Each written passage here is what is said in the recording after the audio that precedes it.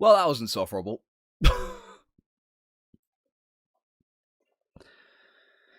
Oh my days.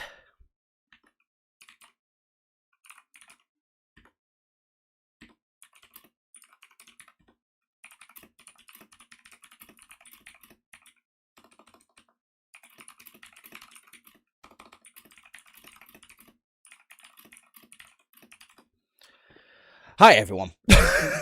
Fuck my life. That was insufferable.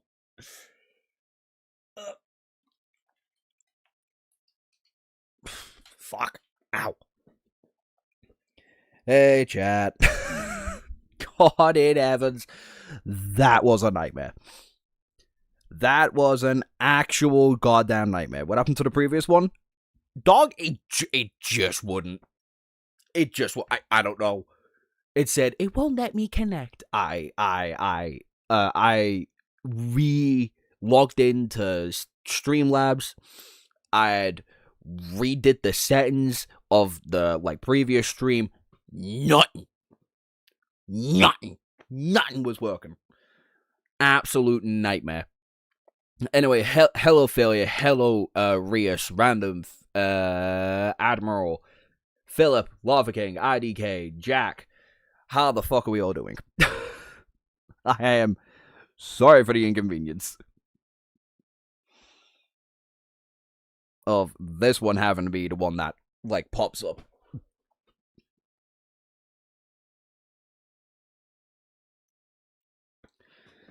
Hi, Dante. God, that was a nightmare.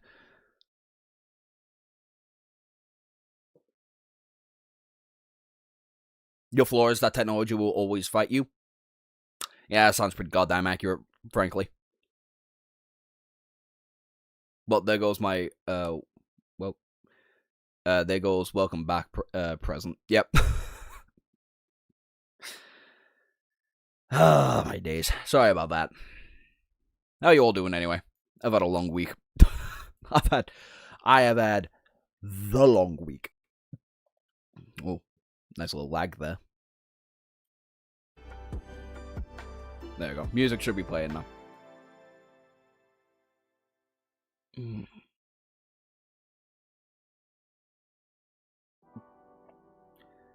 Now I've got to reset everything up.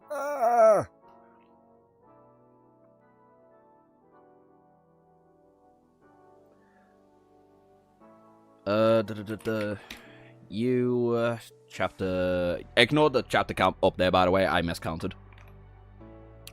Because I'm stupid. I'm a big fat fucking idiot.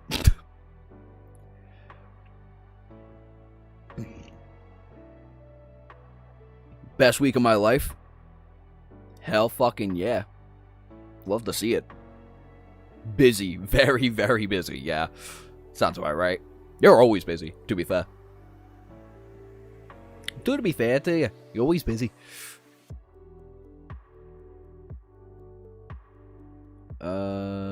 Bing dong. Fuck off out of there. Get back in there. Tell YouTube that this is not an AI generated stream. Because cringe. Bing bang bosh. Get rid of LL49. And what else? You. Am I missing anything else? Nope.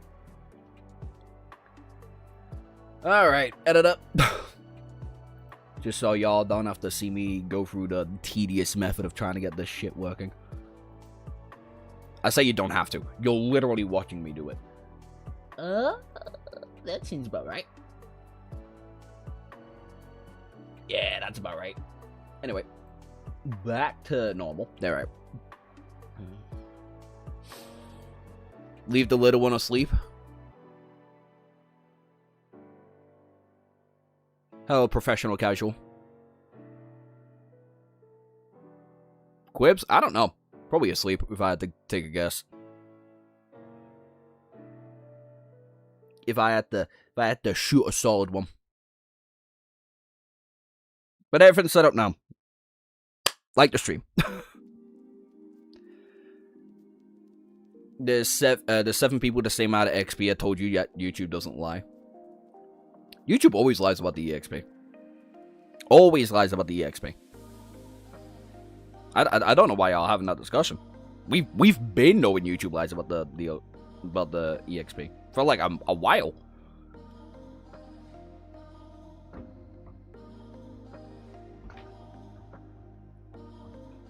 This is something we've been knowing.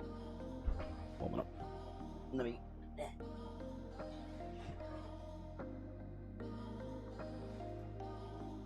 There we go.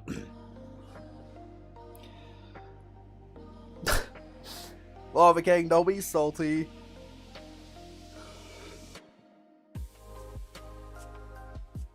I never said lies. Read it again.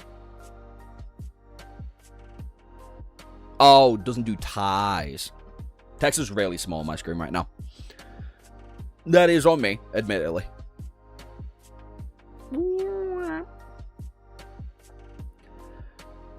Alright. 901 to 915 today because it's a shorter stream because I had shit to do and people to meet and interviews and all of that shabazz. Dante seems to be the blessed one. Well, with the EXP. I wouldn't be surprised. Who's number 1? Dante, ADK, and Philip. You ain't... We're all gonna sacrifice you. I'm the most salty man in the world. 2 worlds even. Maybe. Also, 15 of you already? God damn.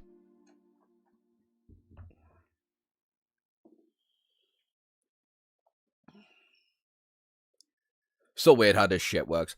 I feel like... Because, like... Because YouTube doesn't tell you how the EXP system works. I'm assuming it's just message length per message sent. And it chooses an algorithm to try and, like, do a little bit of mixing between that.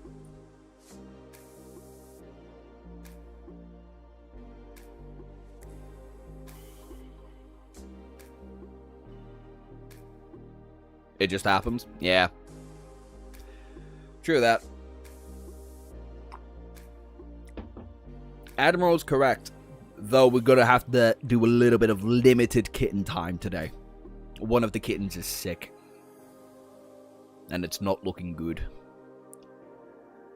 I got the luckiest. I got the luckiest of the fool, but in reality, I got Dante's attribute on steroids. Okay. Are we sure it works? Yeah, should be. Yeah.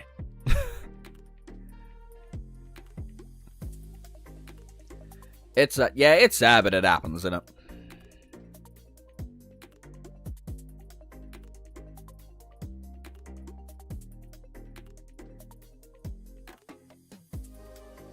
Hopefully it gets better soon. I mean, yeah. We've been trying for the past couple of days.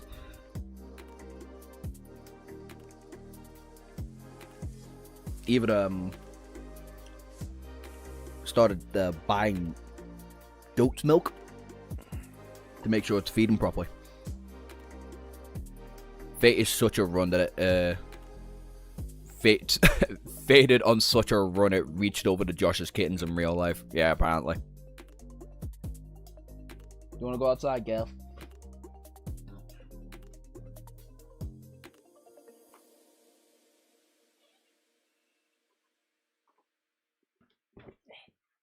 Come on, stay warm.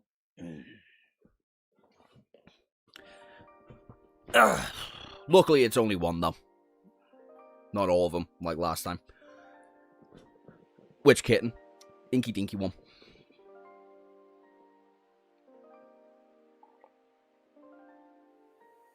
Tiny lad. Snowball. Yes, I have finally... Sorry, I said Snowball. I've named all of them after different kinds of snow. So there's Snowfall, there's Snowball, there's Snowman, and then there's Blizzard. And Blizzard is the tiny man. He's sick. I mean, Fated is on a generational run here. I mean, does Fated ever, like, give Sunny a break? Like, ever? Let's be honest now.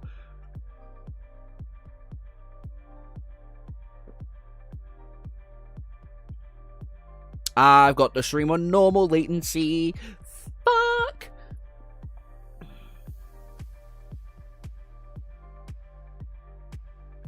No kitten count is the worst texture pack I've ever seen. Well, there's been nothing rain up there for, like, a couple days since Friday. So. Can't be that much of a glutton. I mean, first of all, he is. Second of all, she is, even. But, yeah, no. Blizzard just isn't eating. So we have to force feed him. We have to force feed him, and he's cold as fuck.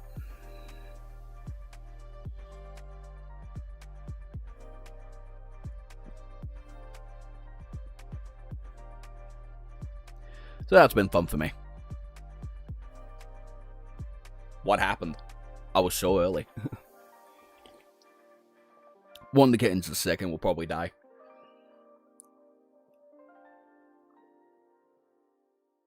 But hey, it happens. Can't fucking help it now, can you? YouTube didn't even acknowledge that the stream existed, and I was there. Yeah, for some fucking reason, it just wasn't cooperating, man. So we're just there. Any vet bit nearby? Yeah, vet up the road.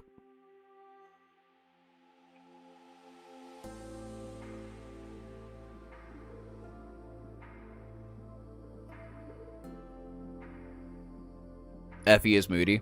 Oh, don't get me fucking started. Don't get me started. The community's made me so mad about being spoiled. So mad about being spoiled on that. The worst part is...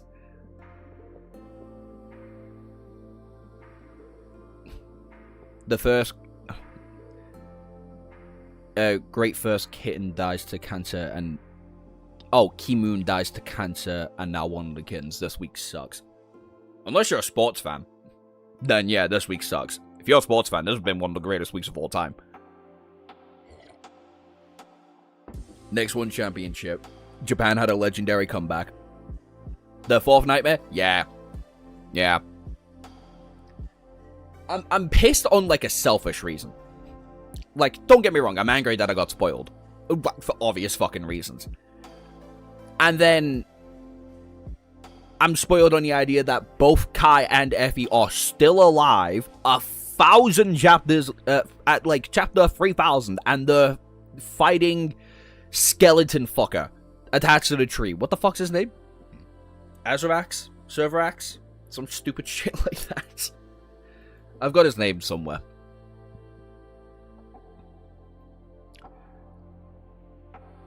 Azrax. That guy. Him in his prime.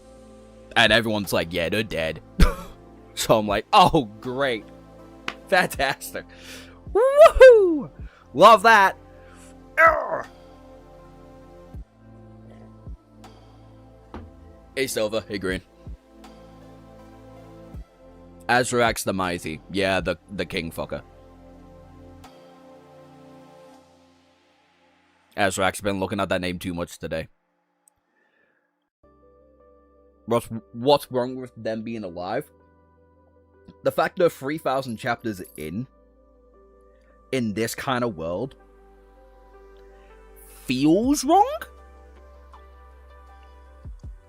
I'll put it like this. The 3,000 chapters in. First of all, that's insane. Second of all, like, not even Jet's dead? Really? Not one. Not one of the cohort is dead. That's a bit ludicrous to me, frankly. Oh, there you go. There goes the dogs for the next, like, half an hour. How did you even get spoiled? Initially, it was just an Effie and Kai edit. And I was like, oh, okay, yeah, a cohort edit. That's sick. I saw a Nephis and Sunny love one that same day, and I reposted it. I was like, that's adorable, that's cute. And then it glitched out to show Fourth Nightmare, kill Azarak's Plague of Steel. And it's like, huh? What? And it's like, woo! Yay! Yippee me!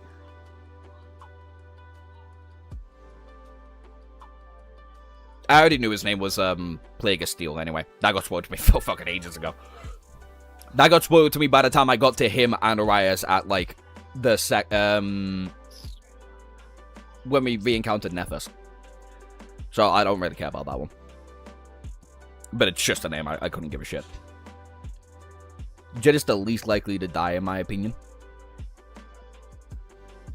Not really. You can be lucky when it comes to ties to a demon. I think people forget you're supposed to be hopeful and not and not a lighthearted story. Yeah, that's kind of like my issue though. That it is. It's meant to be darker than what it is currently. Also, that just sucks. Yeah, it does. But it happens, innit? It happens. I'm gonna close my door really quick.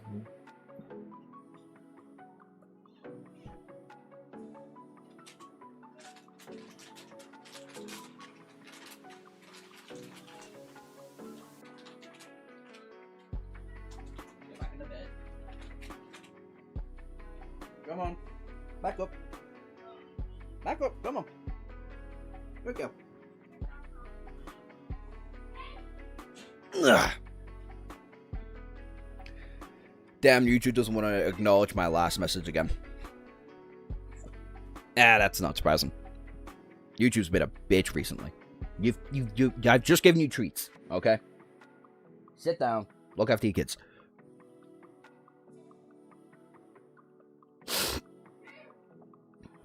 The Nightmare's fighting Azrax. Yeah, I know. I sort of get it. I do want to show you the Sunny and Nephis one I did see before, though, because fuck, that edit was good. That edit was so good. It was so clean.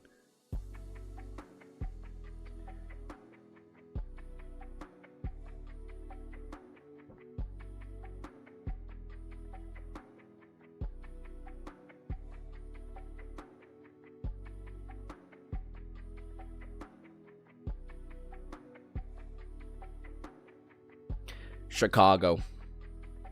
By Michael Jackson. Sick. So fucking cool. I had something similar happen with Lord of the Mysteries the other day, and I'm not gonna say what, cause for obvious reasons. Yeah, my cousin almost spoiled me on Lord of the Mysteries. That was funny. He did spoil me in Game of Thrones, though. I wanted to twat him. I didn't even know he watched the fucking show, let alone watch it all the way through to House of Dragons.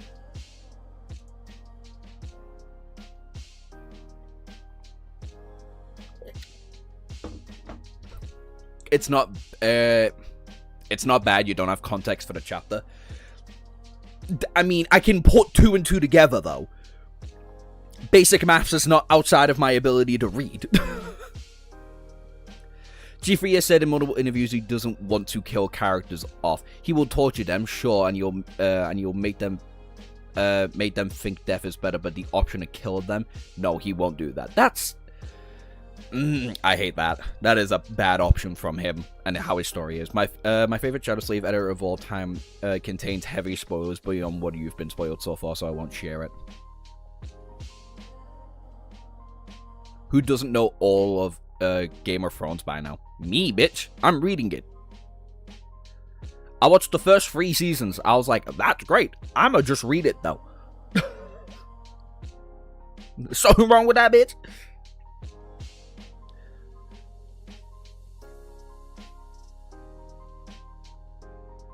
The best Shadow Slave ever will always be the Volume 3 edit.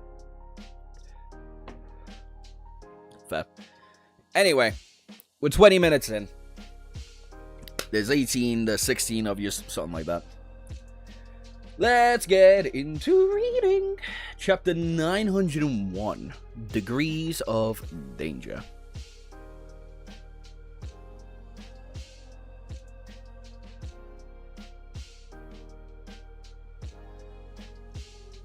I got a good edit based on the second nightmare. I'll send it in Discord.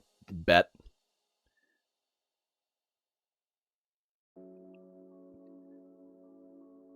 Also, if any of you have got Chained Isle art or second nightmare art, send it in the fucking Discord. I have been scratching at posts on posts on posts. I went so far to go to Twitter for fucking art. And I'm not finding any. That's a lie. I did find one Noctis and the Sunny one that's actually really, really fucking cool. And Nephis in the Desert. I really fuck with that one. Other than that, I have not found shit. Anyway, to reading. The world was white. Well, actually, it was black. Surrounded in the darkness of a long night. Sunny rode north through the waiting hurricane of snow. To his eyes, he could see through the shadows. The snow appeared as light gray bordering on white. The way back was not long enough to deal with thoughts and emotions raging in his heart, but luckily, Sunny had too many worries about the future to drown in the regrets of the past. It doesn't matter anyway.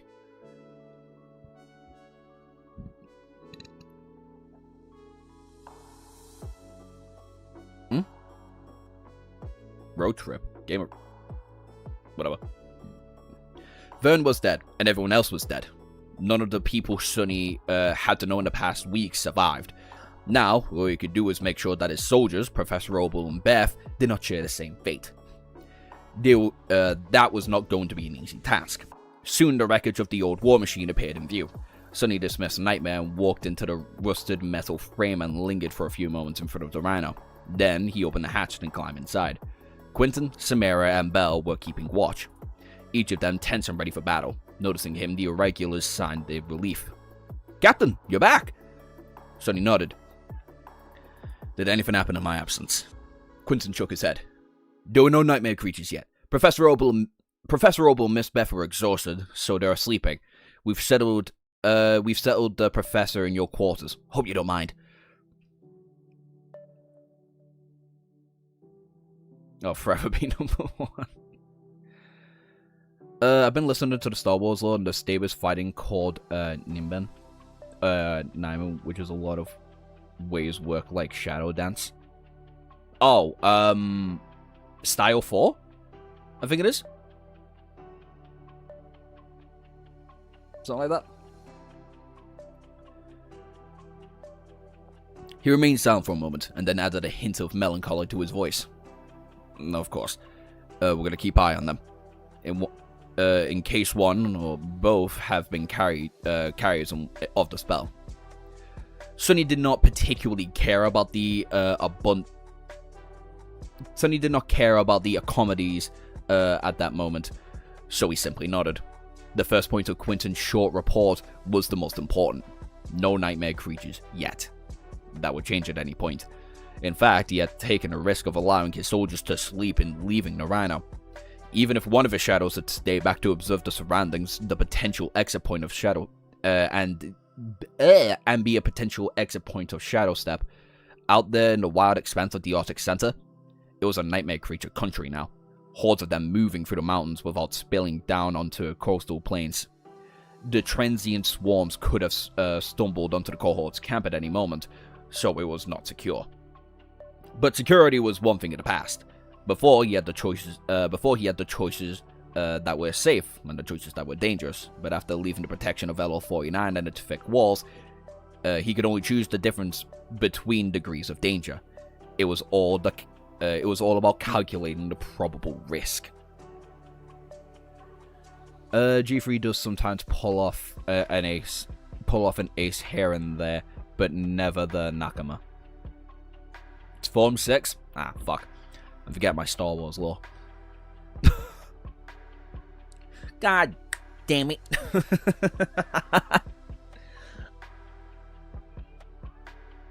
I'm forgetting!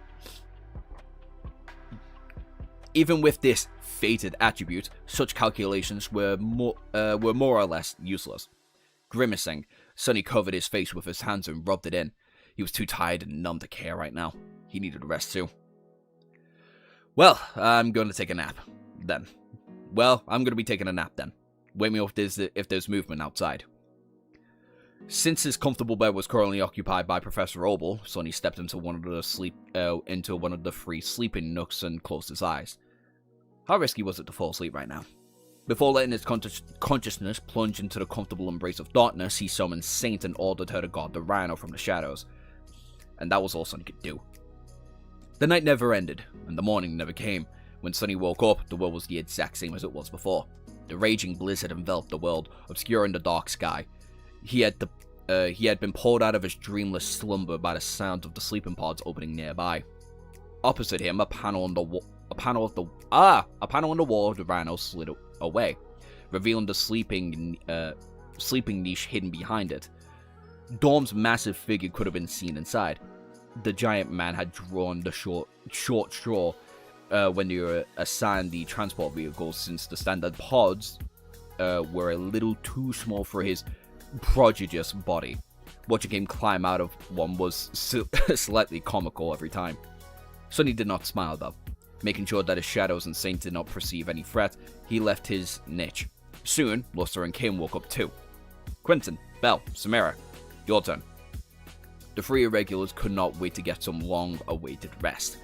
The fatigue and desire to sleep were so overwhelming that they didn't even linger to listen to the report that their colleagues had brought from the dream realm. A minute later, all three of them had gone into the sleeping pods. Sonny studied Kim, Luster, and Dorm. They looked much better than they had yesterday, even though one night of rest was not enough to remove all the accumulated fatigue. Awakens were resilient creatures. Sonny, who had only slept a few hours, felt utterly broken and instead of rested him. However, the feeling would pass soon. So, his soldiers glanced at each other. After a few moments, Dorm was the first one to speak. "It's no good, Captain." This time, Sonny did smile. "Wow, who could have thought?" "Sonny, brother." Brother. There's a time and place for a mild amount of sarcasm, and I don't think this is going to be that time nor the fucking place. You've read One Piece, right? Amen, brother.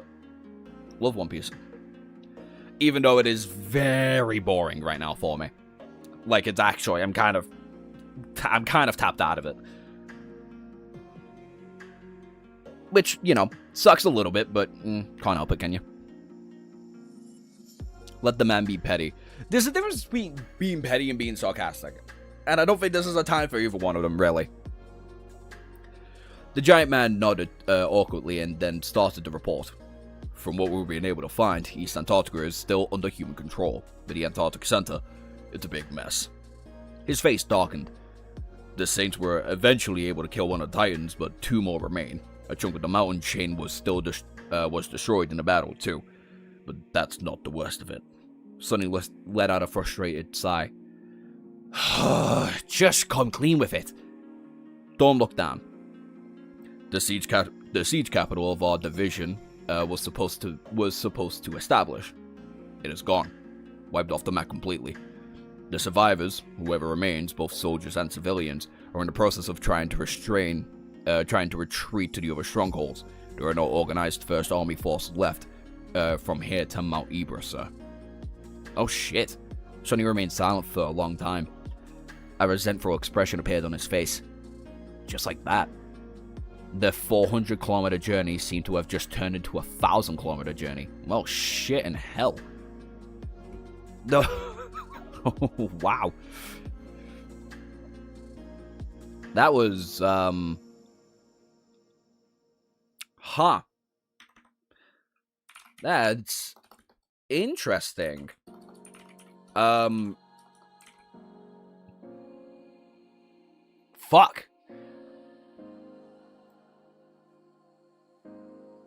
I mean, it's good to know that at least one of the fucking Titans is dead.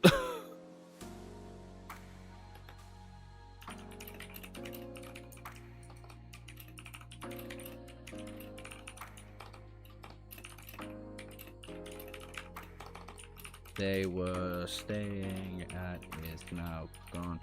They've got you.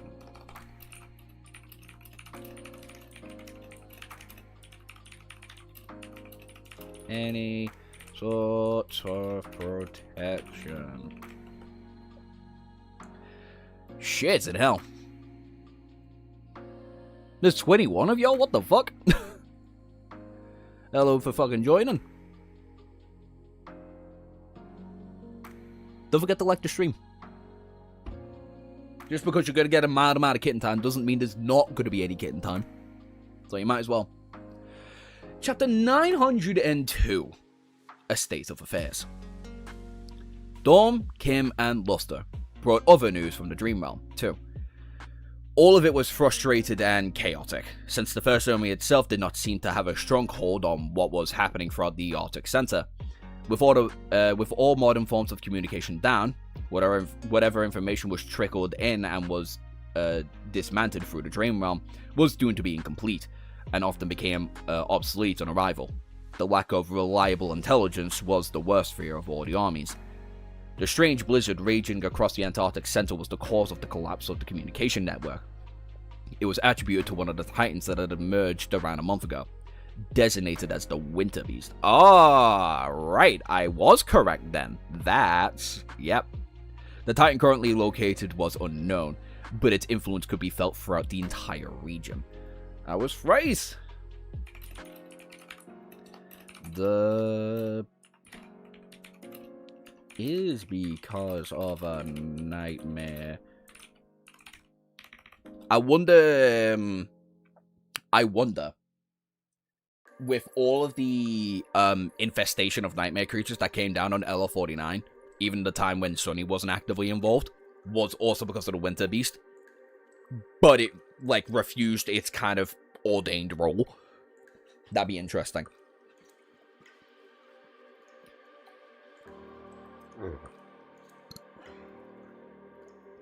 The field army's task with evacuating the Antarctic Center was in the rough spot. The southern reach of the landmass, where Sonny and his cohort were currently stuck, was lost and all but abandoned. People were scrambling to preserve the remaining 6 siege capitals, not knowing when or where the Titans would strike next. Even worse, the Titans were merely the harbingers of the new phase of the Chain of Nightmares. The frequency and potency of opening gates seemed to increase drastically, and countless nightmare creatures were poured into the waking world every day. In other words, humans in the Antarctic Center were in trouble, and Sonny was the biggest trouble of all. Wonderful! His soldiers had not only received information, but also reported the cohort's current status and location. The information was going to take some time to reaching Master Jet, and then more time would pass to get her response back to Sonny. For now, he had nothing to do. Sonny contemplated for a few minutes whether he should start moving north immediately or remain in place for the next few days, giving his soldiers time to recuperate and learn more about what's happening in the region. In the end, he decided to postpone the decision for when the second shift of sleepers returned from the Dream Realm. Keeping the Rhino static in the open was not an ideal situation, but neither was blindly venturing into the mountains. Either way, there was a big chance that a disaster would find them. But at least the former choice gave his soldiers a chance to get to the peak battle peak battle states.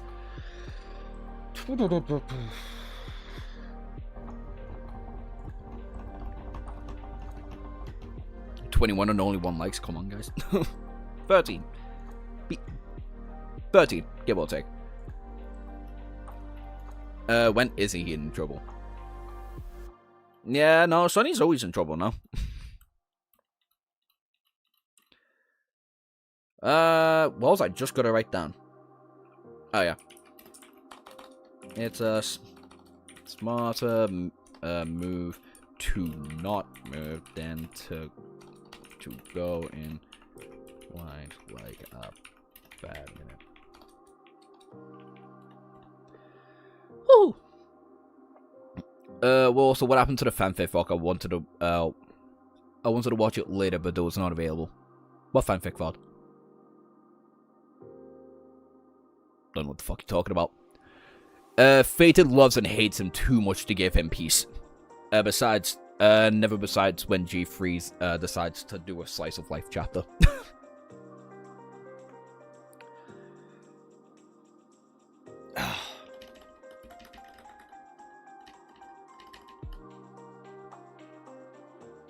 Fucking fingers, man. There were also 2 civilians to think of. After Kim, Luster, and Dawn finished their report, Sonny moved to the compact kitchen of the large vehicle, summoned the covetous coffer, and concentrated on preparing a heavy breakfast for the crew of the Rhino. Cooking always made him feel calmer. He wondered about a lot of things. How close was the Second Army to being assembled? What were the Great Clans doing? How hard would it be to reach the distant siege capital, which stood near Mount Ebrus? That city was formed for a rich geothermal field. At least it would not be cold. At least it would not be cold anymore after getting inside of its walls. He also wondered how Rain was doing. Was she worried about his long silence? Perhaps she was amidst the first nightmare. He could visit the Ivory Tower and ask one of the cohort members to check up on her. Effie was quite close with Rain, and so was Nephis. Kai kept in touch with Aiko, who was responsible for taking care of Rain in Sunny's absence, and Cassie seemed to know everything about everyone in general. But no, he can go right now. There was a difference between taking a nap and leaving for the Dream Realm. The former would take several seconds. The former would make him several seconds late to react to danger, but the latter would make him miss it completely. With how dire the situation was, he would not allow himself to be absent. Soon, the smell of cooking brought everyone inside the Rhino to the lounge area. Even Professor Obel and Beth woke up because of it. Sonny secretly studied the old man, trying to ascertain his condition. The professor seemed to be holding up well, considering how sudden the departure had been. He still seemed aged and fragile, but there were no signs of a sudden deterioration in his health. Nevertheless, Beth used a portable medical scanner to take a few readings and produced a batch of medicine pills and supplements from her bag, acting like a concerned nurse.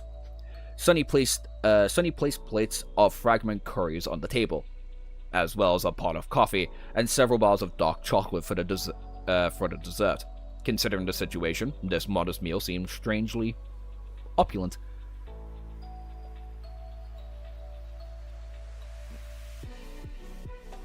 I guess I'll never get access to the Forbidden VOD. Nope. I did say that. I did say we do another 1 out of 1,000 subs. That is not a lie. That is not a lie. I do not lie. If we get to 1,000 subs, I'll do another one. Specifically the one that, was it IDK? Typed in chat?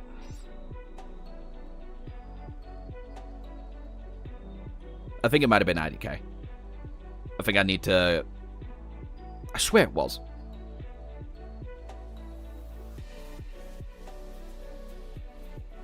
I think I pinned it. I didn't pin it. Oh my god. Why do y'all talk so much?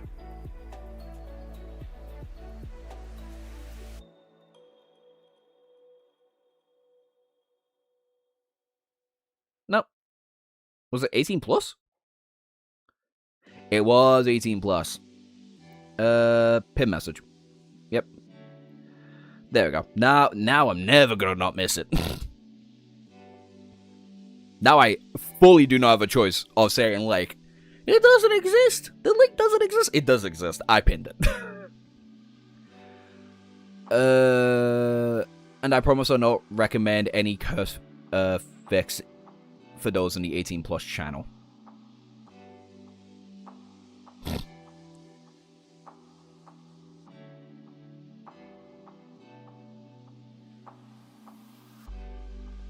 Good poker face, Josh. I almost believe it if I didn't momentarily join the stream. I thought I dreamt it, almost. The chat gave it away. Gave what away? I said I do a fanfic stream at 1,000 subs. Doesn't mean it happened.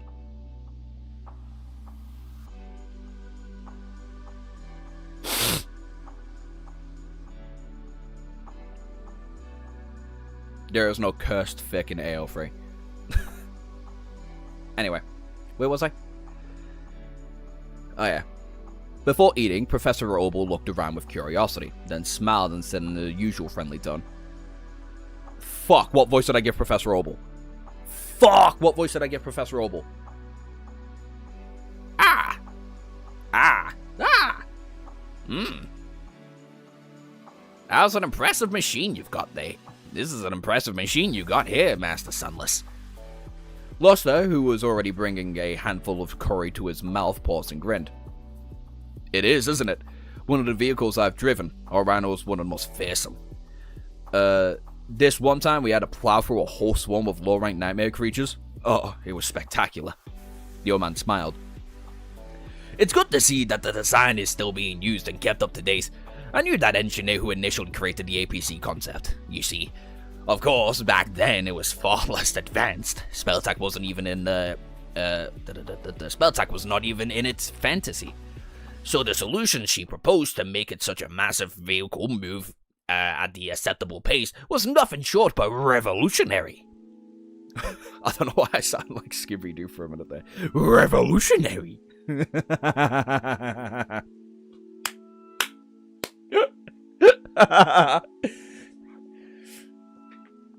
Hi, Zeke. How you doing?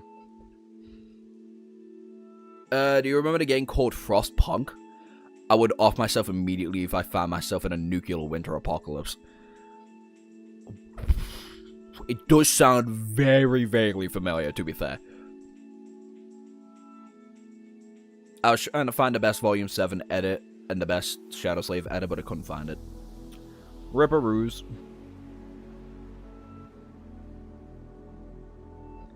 Do this one first.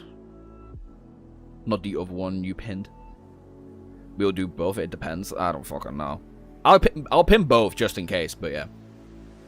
Anyway. There we go. Sonny tilted his head, trying to imagine it. A world without spell tech? It's hard to conceive such a thing. And yeah, Professor was obviously right. Just half a century ago it did not exist. Huh. Everyone ate, knowing that they would need a lot of energy to face what was about to come. At some point, though, Beth threw a complicated glance at Sonny and asked, now that it seems to have calmed down a bit, can you finally explain what promoted this sudden turn of events, Master Sunless? Why did we have to leave LO49 in such a hurry? That's not that I'm doubting your decision, though. He remained silent for a moment, sipping his coffee. What was there to say? Sonny shrugged. It's because of the Angerian was destroyed, and LO49 is gone. Everyone back there is dead. The 9 of us are the only ones who survived. Oh, shit, okay, Sonny. Wanna lay down the information harder on the old man and young woman? Huh? Fuck. Josh, how dare people spoil you in Shadow Slave? Oh yeah, no. Fucking aggravating, mate. Scooby Obel and Obudu both sound like shit. I just can't make that joke. Obudu be looking at the moon sometimes, though. Well, used to. Wait, what chapter are you going to today? 15. Chapter 903. Abstract Numbers. His words caused a dead sound to settle over the rhino. Luster, Kim, and Dawn froze. Grieved expressions appearing on their faces. Professor Obel looked down, suddenly appearing even more fragile and old. A heavy sigh escaped his lips. Beth's eyes widened. But what? What do you mean, dead? That's impossible. Sonny looked at her silently, and then shook his head. This is an area of the nightmare spell. Anything is possible. And terrible things are doubly possible. In fact, they were all but inevitable. We were lucky to get out there in time, but the others were not. That's just all there is to it. His voice full of grounded confidence, but in fact, Sonny felt very unsettled. He was not entirely sure if he was trying to convince Beth for himself. Professor Obel, who had been both... Oh my god. Professor Obel, who had been born during the dark times and lived through the horrors of the first generation, seemed to understand what Sonny was trying to say. He must have experienced such many calamities through his long life and lost lots of friends. His young assistant, however, did not. Sonny looked at the pale face. She forced out. But... He interrupted. Don't think about it too much. Concentrate on your own survival instead. We're not out of the woods yet, and what is to come is far more important than anything that is already over. And it is over. With that, the conversation died down. The previously lively atmosphere disappeared as if it never existed. Sonny studied the faces of the people gathered in the lounge area, and then stood up. He did not really want to console or manage anyone's feelings right now. They were all adults. Actually, he was the youngest person here. Why was he the one who had to take care of everyone? Well, because he was in charge in both terms of power and authority, and those uninvited also came responsibility. Ugh, how irritating. Sonny hesitated for a few moments and then said, The best way to honor those who are gone is to make sure that we don't follow them. So rest well and gather your strength. I'll keep watch outside." He sighed and walked away, leaving them behind. Climbing to the roof of the Rhino, Sonny commanded Saint to dismiss Morgan's warbow and summon it into his own hands. Then he shivered, enveloped by snow, chilling wind, howling through the rusted frame of the ancient war machine, the remains of which rose from the ground like the bones of a giant beast. Even though staying outside was cold and uncomfortable, right now he preferred it to be in the company of other humans. There was a lot for him to think about. Observing the surrounding area through the sense of his shadows, Sonny closed his eyes. There was no way back to the path ahead. There was no way back. The path ahead was dangerous and unclear. Remaining in this spot was not safe at all, as well.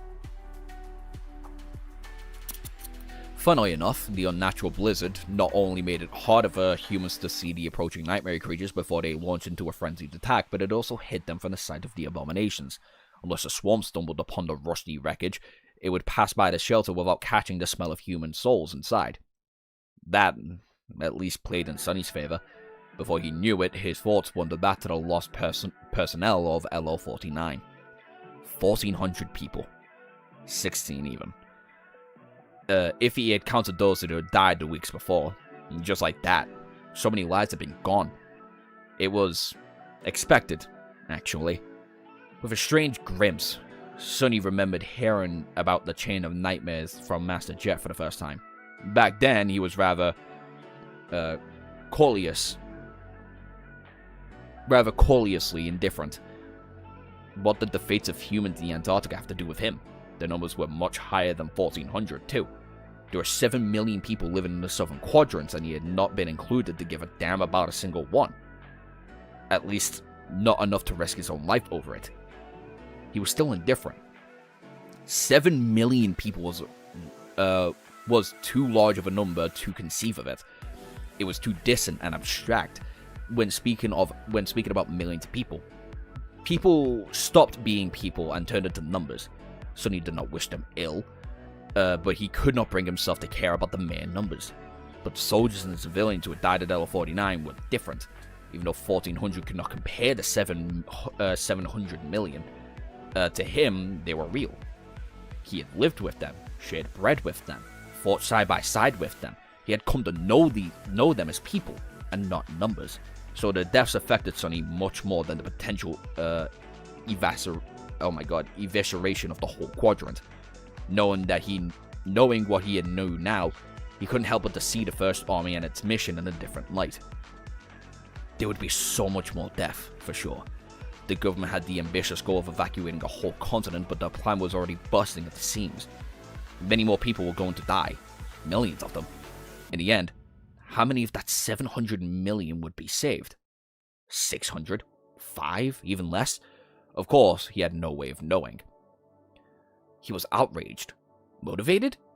Burning with resolve. Did he find conviction? Not really. Letting out a bitter breath, Sonny whispered, "Such a waste." All he felt was contempt. It was such a waste, all of it, of human lives, resources, and potential. It made him sick to know that the world would be gobbling up so much. A lot of people who had been preserved from it happening were too busy fighting among each other. Those bastards. While the people who had preserved it from happening were too busy fighting amongst each other. Fucking hell, I just reread that entire thing. In the end, all Sonny could do was follow his advice and concentrate on himself, that which belonged to him. He couldn't save 700 million people, but he could make sure that his soldiers, and the civilians in his care would make it to the other side of this disaster. Could make it to this. Oh my fucking god! Could make it to the other side of this disaster alive. At least he could possibly manage. I was doing so well as well. I was doing so well. Fuck. The death of one man is a tragedy. The death of a million is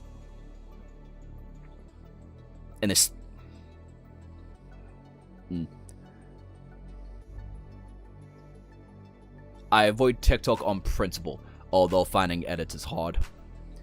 Well, here's the thing. You never see any Shadow Slave edits on YouTube.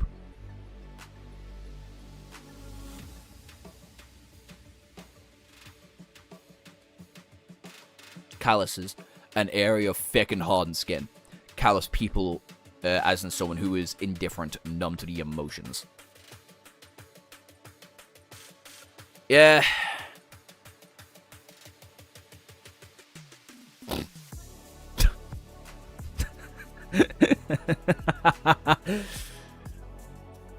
I do feel for Sonny though. That's not how you spell feel.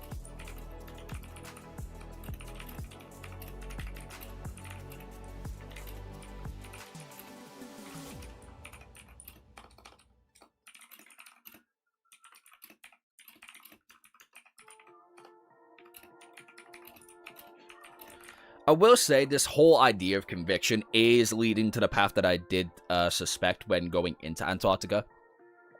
Being that I don't think Sonny's general goal or outlook on life will change all that drastically. All this has really shown me is that Sonny's idea of conviction is skewed heavily. Like, the idea of him trying to find a purpose to carry on getting stronger, rather than actively achieving it, is getting in his own way now. And I think that's gonna get... I think that idea alone is gonna get people killed. Even opening the comments on edits is a big risk these days. Oh, fucking, isn't it just? I don't even look at my own TikTok comments. I just don't bother. I say that. My comments are actually quite chill. There's just a handful of people that I've had to block because they keep spamming the same fucking spoilers. To be fair, they were only spoilers for the second Nightmare at the time, but I didn't know what the fuck they meant. They were just random words that I didn't even know how to pronounce. Either way.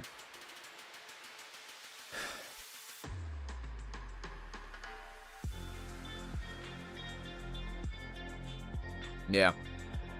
Yeah. I don't think Sonny's gonna really change all that much. Bear in mind, I think going through all of this, becoming a leader, knowing the individual person and their lives at stake, is once again retorting the same idea that he is really understanding now what the fuck Nephis had to go through at the Forgotten Shore. Because everything Sonny just said then and is, like, going through mentally, Nephis already went through that. And that's his goal. His goal is to try and match up, rival, and even surpass Nephis. And to do that, he's got to go through his footsteps. So, yeah. He's gaining perspective of which he lacked. Yes. He's gaining sympathy, pretty much.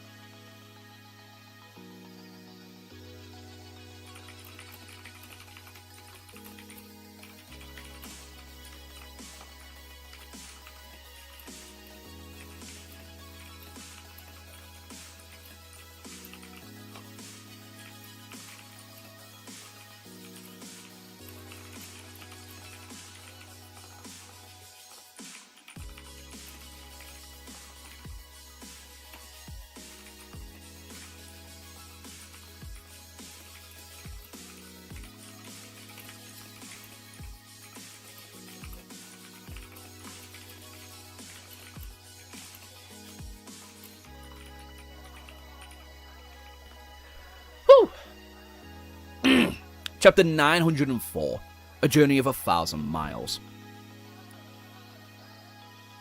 RTX 5060 Ti or a 5070.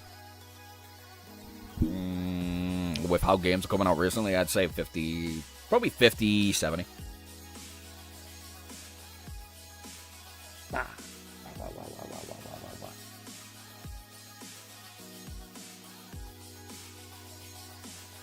Everyone's still good.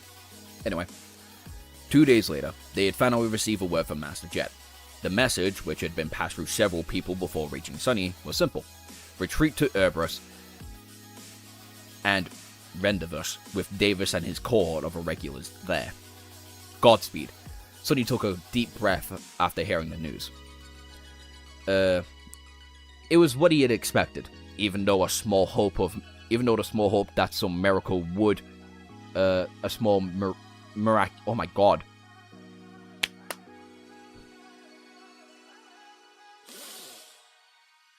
That is a flags, fucking hell. Why not a 50-19? Are you a coward? Sunny's getting radicalized more than anything. I don't think so. I don't think this is going to radicalize Sunny. I don't think it's going to change his complete outcome in the world. I think it's going to give him... I think it's just different perspectives at this point.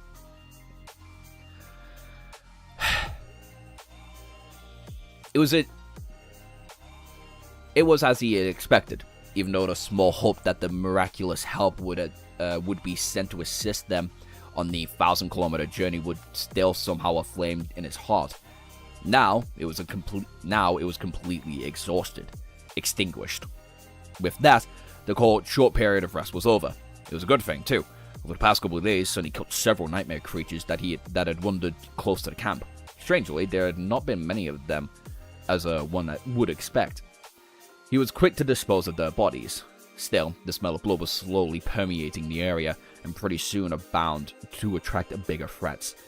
The blizzard was still raging outside the wreck of the old war machine, piercing the swirling snow with beams of light. The rhino growled as it drove forward and abandoned its temporary shelter. Accelerating, it then moved north towards the slopes of the towering mountains. The atmosphere inside the vehicle was tense, but as minutes passed without anything lunging an unexpected attack to the APC, everyone calmed down a little, except for Sunny. He had no plans of calming down until safety reached the stronghold of the first evacuation army. In fact, he would prefer if people remained tense and paranoid as well. But there is such a thing as too much pressure too. People tended to break if subjected to persistent and overwhelming stress without any chance to take a breath. Actually, his soldiers were holding up surprisingly well considering everything they had gone through in the past 2 months, and for good reason.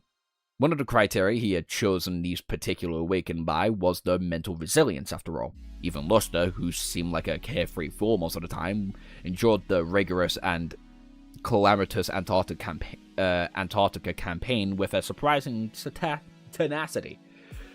Maybe it was exactly that light-hearted and frivolous personality of his made the young man so immune to despair.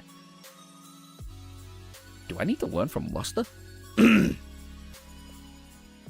It's just Sunny having to take up the leader role, which he had not done before, in a way to give him that perspective. He's taken up the leader role before, it's just never at such a point in where it was so needed. Right? You could argue him and Cassie were basically in charge of the cohort, leading the second nightmare until Noctis fully took up that fucking role.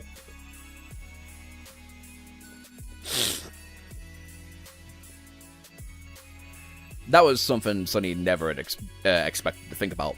The Rhino drove forward, and, hidden in the veil of snow, Saint and Nightmare followed it, from a small distance. Even though the mountains were obscured from the view by the snowstorm, the jagged peaks were getting closer and closer. Sunny shadows prowled outside, scouting the path ahead.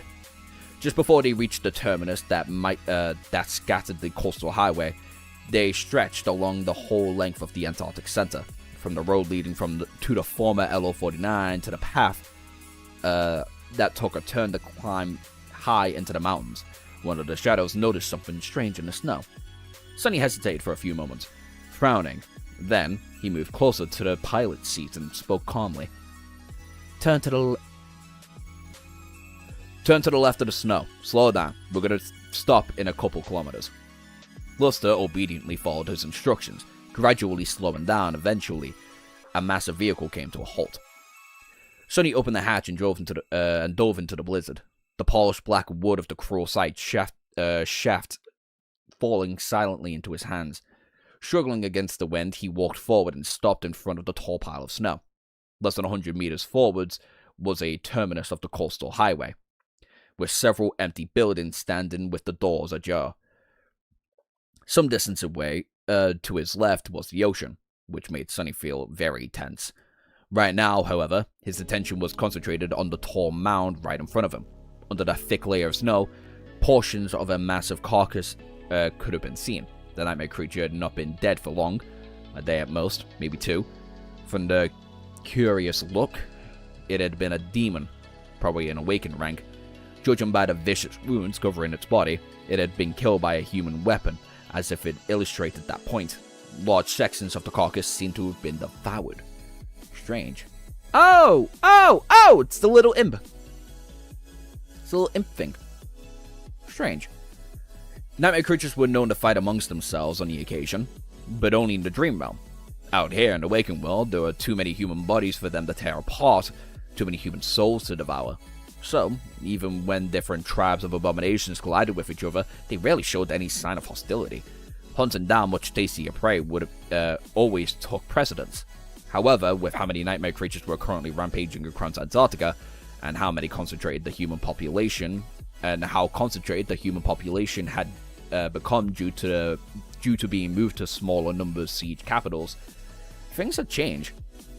If there was an instance of infighting between the abominations, it could potentially help the mission of the First Army tremendously. Huh. Seems to be among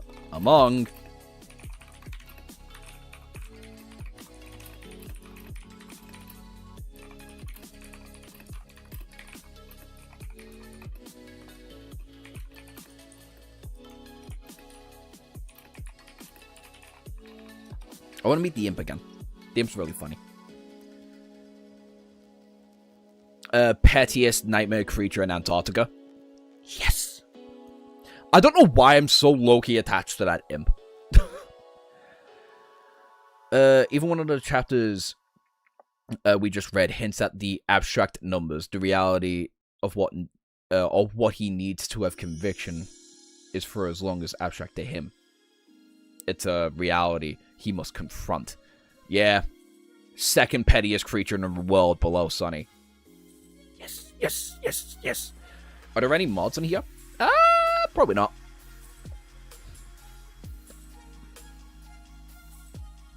Is Horse here? I don't think I've seen him type. I mean, I've seen him type, but I think he's doing something else. He might just be reading. Who knows? We all love the imp. To be fair, he's funny.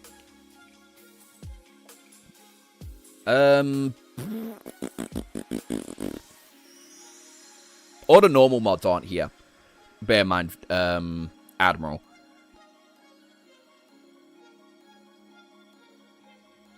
Who should we have as mod? Who should be granted the next mod?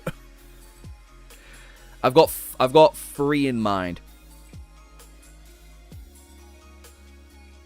It's between Harsh, Failure, and Magic Car.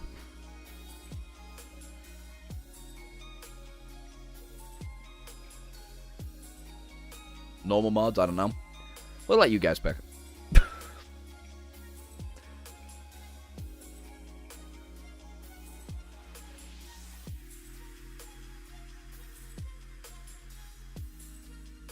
I was busy crying over in Discord to not read messages for your do not read messages for your own good. Got it. But as you're reading messages, I still need someone to be here.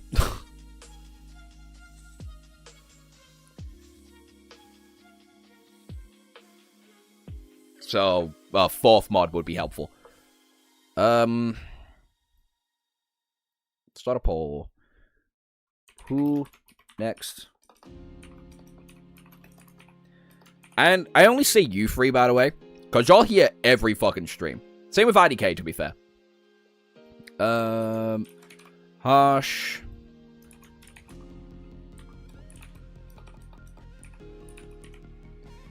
Magikarp. What about me, dude? Are you here all the time, though? That's the thing. I see you, like, every couple of streams, not here all the time. Nah, fuck it. We'll throw in Nightshade as well. Da-da-da-da-da.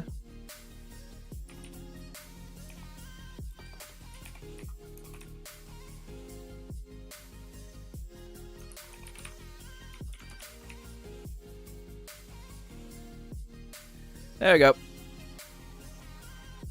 Most of the time I just don't message when it's not Shadow Slave. Okay, fair enough. That explains a lot then. I'm here, but only for Shadow Slave. Yeah, fair. Anyway. As that's going on, I'll just keep on reading. Because I'm pretty sure the imp is nearby, and that's got me excited. Of course, Sonny prevented himself from becoming too optimistic about that prospect. He had more important and immediate concerns anyway. A nightmare creature capable of slaughtering an awakened had to be sufficiently strong, and it could still be nearby. What kind of abomination was it, and where had it gone? Was it alone or accompanied by a whole swarm of other monsters? If he had managed to deduce something about the nature of the enemy from the corpse, he would be able to prepare to deflect the threat. Sadly, the dead demon did not offer any clues, only that Sonny found out that the killer was not too fearsome, since there were plenty signs of a ferocious confrontation all over the place. If the other party was truly powerful, the victory would have been entirely one-sided. Waste of time. Shaking his head, Sonny was just about to turn back when he had sensed something through his shadows.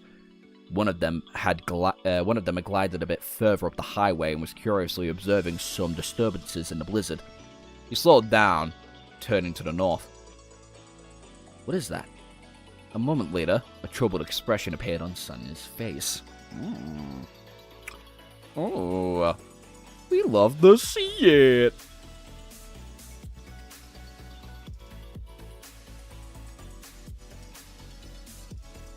Josh, we need a wall of shame in Discord. For fuck's sake, what's going on? I'm assuming it's in the 18 plus.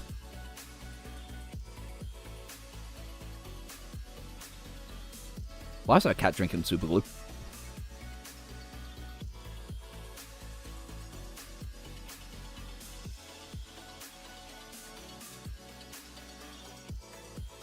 I know, I'll just let you know that I'm not proud of many.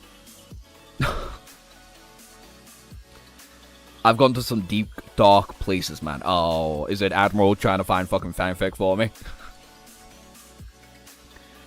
Some of you might be too young to remember, but have you heard of that PlayStation 2 action game called Nightshade? Awesome visuals, unk status, I know. I do actually know that. I never played it, but I did watch my mate play it. Fucking god damn! How old was I when that happened, though? Fucking hell! Yeah, shit. We do not talk about that. Yes, a wall of shame.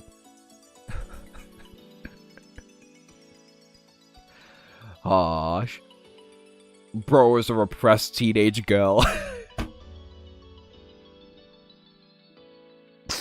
Harsh. Not harsh. Admiral. That fanfic is not for you. For the love of God, do not read that, Josh. What, this one?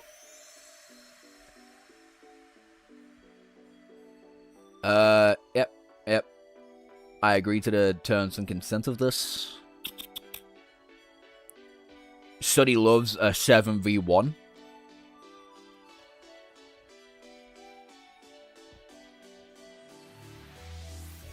I was confused on why you were calling my name. Yeah, no, that's on me, Isn't Nightshade a sequel to Shinobi? Look at the hashtags. Is it this one? Sonny loves a... Is it Sonny loses a 7v1?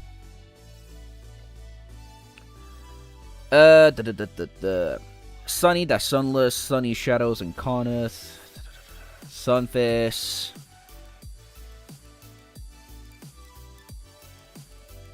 Bondage, inflation, sexual overstimulation, orgy, nipple play, nipple licking, male lactation, clone sex, orgasm denial, multiple orgasms, cum eating, breeding, mpreg, male pregnancy. We love boy toy Sunny in this house. Not canon complete. Written before the tomb of Ariel. Just pretend shadow bond still exists. Oral sex, anal fingering after. Okay, that's a lot of words I did not need to read. Fucking Christ. Yeah, maybe there should be a shame corner. Fucking Christ. How's the poll going? Harsh for next mod? Still 11 votes. How many people in here? I'm surprised I didn't get a flag from that. That's crazy. Still 21.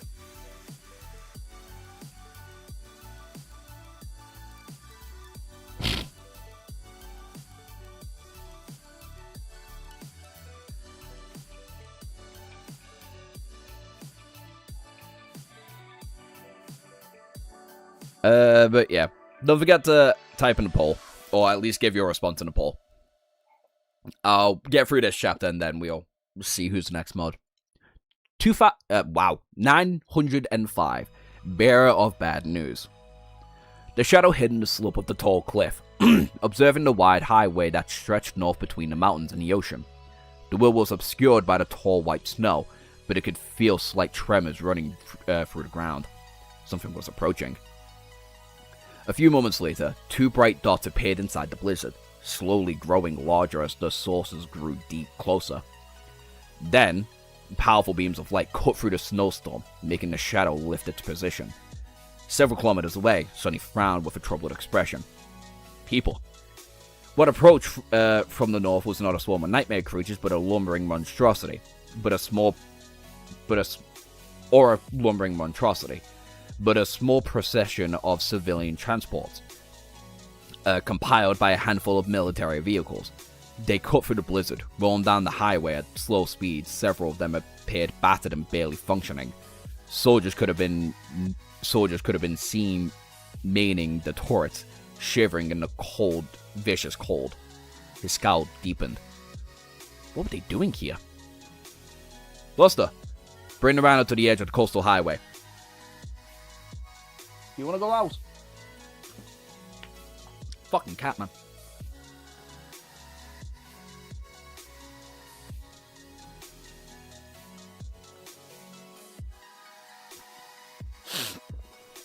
Fucking cat, man.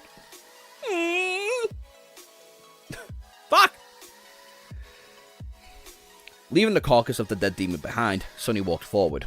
A few minutes later, he was standing on the snow-covered surface of the highway, with the rhino position behind him, his silhouette drawn against the backdrop of the blizzard by the beams of two powerful spotlights. The convoy was already close, but they did not notice him yet. Striking the butt of the cruel scythe on the ground, Sunny hesitated for a moment and then activated the Light Eater enchantment. Immediately, the silver blade of the spear shone with brilliant light.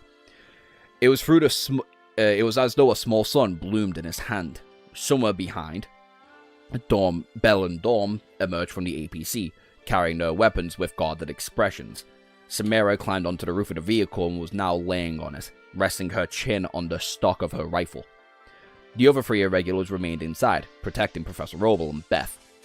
The radiance of the cruel sight was not too intense, but was too intense so not to be noticed. Finally, the soldiers protecting the small convoy reacted, turning the turrets in the direction of the unknown threat. Their faces were tense and frightened. The lead vehicle slowed down. I hope these fools don't start shooting blindly. Using the extraordinary rock and the sonorous enchantment, Sunny augmented the volume of his voice. Calm and oppressive, it rolled across the highway, easily breaching the howls of the wind. This is Captain Sunless of the 1st Irregular Company. Think twice before you shoot. Luckily, the soldiers seemed to be preserved at least some sort of their composure. No bullets flew in his direction. Not that the mundane bullets would have done anything to seriously harm him, let alone scratch the surface of the undying chain. A few minutes later, the lead vehicle of the strange convoy came to a scratching halt not too far away from the Rhino, forcing the transports to follow suit. A human figure in a military uniform emerged from it, hesitated for a bit, and then headed towards Sonny. Judging by the lack of armor-type memory and the way the man was holding the collar of his coat, shivering in the cold, he was a mundane human. While the soldier walked, Sonny's shadow got closer to the convoy and studied it. The transport was full of frightening civilians, and the military chaperones were few and far between. Everyone seemed to be in rough shape, tired and numb. There were women, children, and elderly among the refugees, all scared and exhausted, but not a lot of men. There was not a single awakened among them. Sonny's mood turned darker and darker. Finally, the soldier came close to him to see him. Raising a hand to shield his eyes from the Rhino's light, he mumbled in a startled voice, "Is it really the devil?" Sonny looked at him with a frown. "I can hear you, you know." The soldier flinched and lowered his hand, trying to stand at attention. "Oh, sir. Sorry, sir." His voice, desperate, the effort to sound professional, seemed haunted. Sonny sighed and shook his head. At ease. Then he looked past the man's shoulders at the battered convoy, wondering what it was doing here. "Please explain who you are and why you're in this area. I thought the First Army abandoned the southern reach of the Antarctic Center." The soldier remained silent for a while. Eventually he said, "Sir, you know that our division suffered heavy blows when the siege capital we were in the building was destroyed. A sufficient number of us had to evacuate, taking the civilians with us. However, the aftermath was chaotic." Sonny did not know the details of how the city had been obliterated, except that it had been done by a Titan. Nevertheless, he could imagine the panic and mayhem that ensued in the aftermath. He nodded. The man let out a sigh. "Most of those who escaped retreated north, but many of us that direction was cut off. We gathered as people as soon as we could and eventually headed south." Something about that story did not sit right with Sonny. He interrupted the tired soldier. You made it all the way here by driving on a highway? Staying so close to the ocean was too dangerous. Even Sonny did not dare choose that convenient path, but dire path. How did a bunch of mundane soldiers survive it? The man's face grew bleak and lingered for a while and said grimly, "There were a lot of transports in the convoy at the start of it, Captain. This is just one that remains. I have 343 civilians in my care and 40 soldiers." Sonny sighed. "Ah, now things were making much more sense." "Put us in a somber mood," he asked. "There were no Awakens assisting you?" The soldier shook his head. "They were. They stayed back to buy his time. That was a week ago, sir." Sonny thought that he understood the full picture, except for one most important thing. Why come so far south? He stared at the man for a bit and then asked directly, "But why are you here? Why would you head here, of all places? Why not circle back and head north to one of the remaining Citadel siege capitals?" The answer soon came, making the corner of his eye twitch. "Evacuation, sir. After the initial chaos died down, the awakened escorts, they were still alive back then, receiving orders through the Dream Realm, we proceeded to the facility called LO-49. Rendered us with the battleship Andrea that was supposed to be waiting for us there. Didn't escape, although it was a little late, just a day or two." Sonny stared, lost for words, and the soldier seemed excited. "Captain Sunless, have you come here from that facility? Were you the one to escort us the rest of the way?" Exposed to that hopeful glee, Sonny felt a bitter taste in his mouth. He lingered with that answer, but his flaw only allowed him to remain silent for so long. Eventually, he opened his mouth and said simply, "No, DeAndre was destroyed and L49 is lost. I'm sorry to say this, soldier, but you and your men have made it all the way here for nothing." God damn! Gotta feel bad, man. Fuck. So they circled all the way around to try and get on the ship, just for it to be north.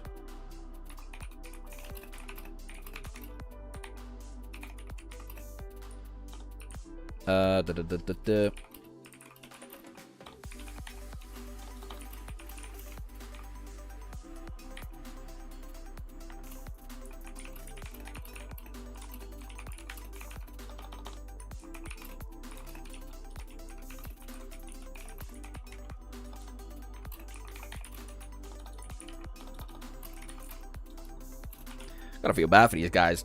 Doing all that trouble for fucking nothing, pretty much.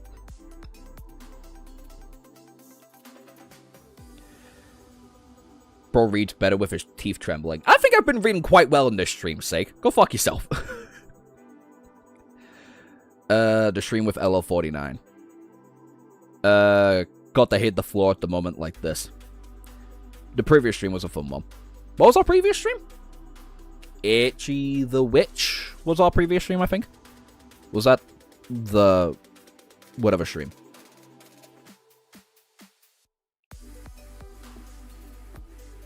Time to be modded. Amen.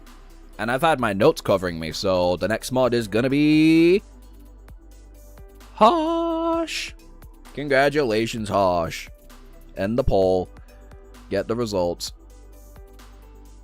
46% Harsh, 31% failure. Harsh.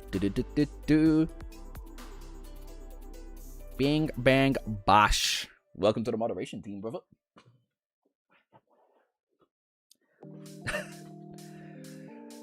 I am thankful I wasn't present for the last stream. The Itchy stream was fun! Itchy stream was fun. Well, me, I guess.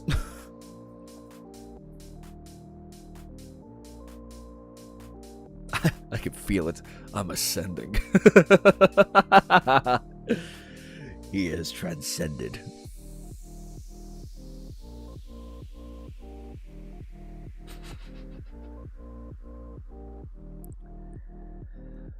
Welcome, Harsh. Kirbs is gonna be surprised when he sees us both as mods next stream.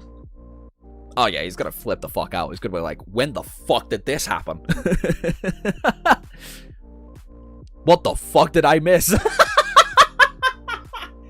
Never mind, we've got Miguel here. Not much. We've only, I was about to say only started streaming. We've been streaming for like an hour and 20 minutes.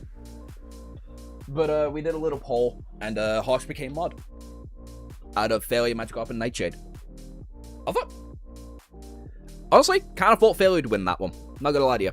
It was either gonna be Failure or Harsh.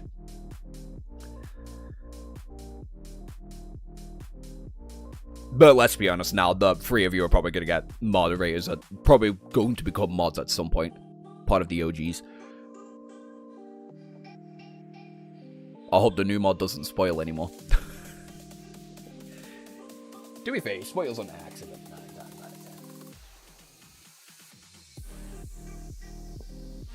Snowfall. Snowfall. Fall. What are you doing?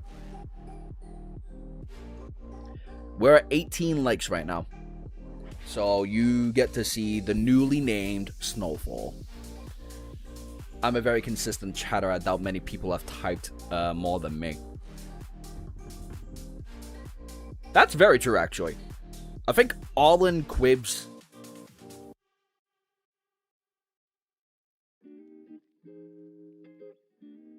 Admiral, and IDK probably have typed as much as you. A little less than IDK and Arlen. But there's no time for that. You know what time it is? Do you know what time it is? Just because I said there'd be little happening of it doesn't mean I'm not going to show you kitten time, baby. Look how good, look how much they've grown. This is Snowfall. He likes climbing, and he likes falling. So, he has now gained that name and that reputation. Don't you? You just love fucking climbing shit. Like climbing all over the cage and escaping the fucking cage. No shit.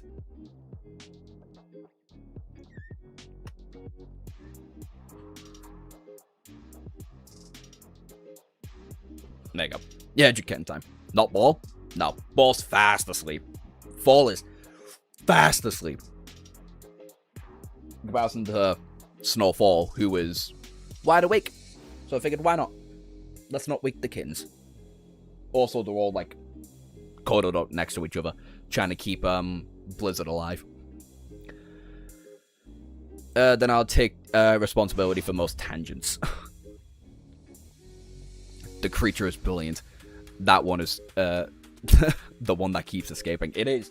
That's the one that keeps falling down the side of the bed. If you see me escape that way, into the corner of my room, it's because I'm grabbing it from under my bed.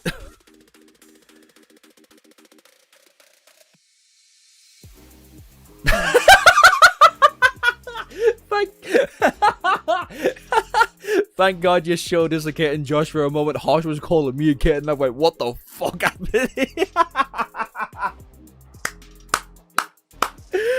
Oh, that'd be brilliant. Good. Snowfall doesn't listen to Josh. Are you ready for some, conviction, Josh? Absolutely. Dismiss. Do not fucking show anything. Oh, shit, that is funny. Let's get to the next chapter already. Fuck me.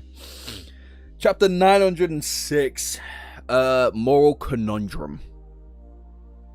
I don't like where this is going. I don't like where this is going at all. So we're here. So we're power scaling kittens now. Well, know what's crazy? The small kittens, Rhea's kittens, about the same size as Ophi's now. What were once Goliaths are now mundane. It's insane. It's preposterous. That would have not been Riz. Harsh doesn't book. My Discord kid.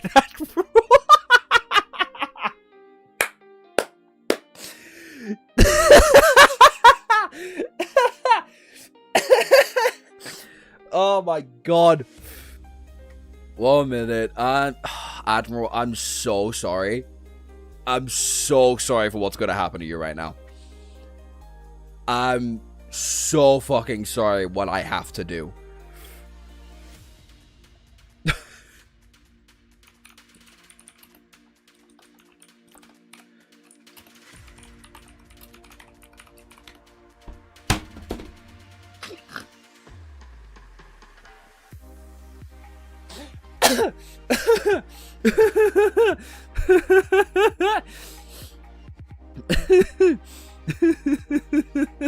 Hi, Unsy.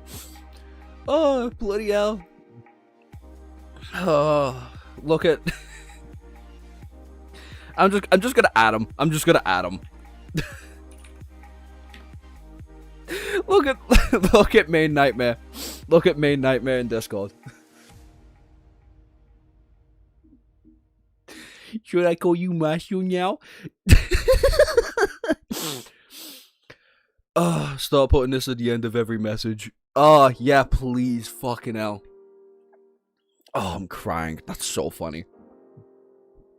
That's so funny. Oh, fuck. Alright, let's get back to reading. I'm gonna keep Discord open. Because that's fucking hilarious. That is so funny. I had to do it. And there's like 2 people called Harsh in Discord.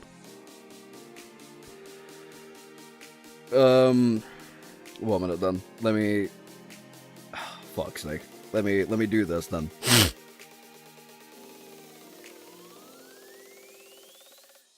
Where's main Harsh? Where the fuck is where's the main Hosh? I can't find him.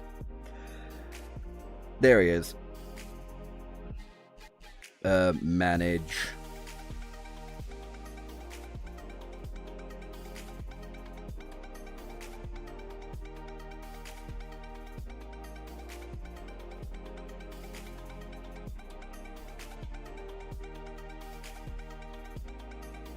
There we go. That should do.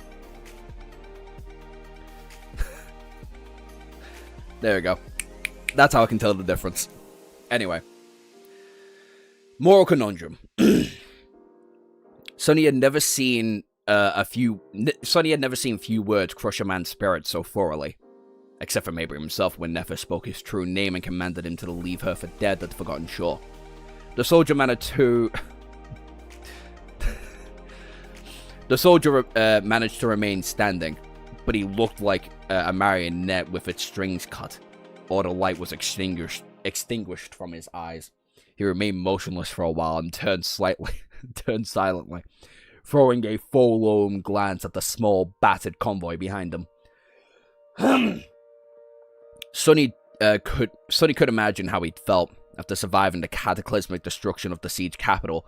These people withered, and untold horrors to make it this far had kept them going was probably the hope and salvation was drawing closer and closer. And now, when he had almost reached that destination, that hope was cruelly crushed. He sighed. Okay, maybe I shouldn't have the Discord open. That picture of Noctis is fucking hilarious. that picture of Noctis is fucking hilarious.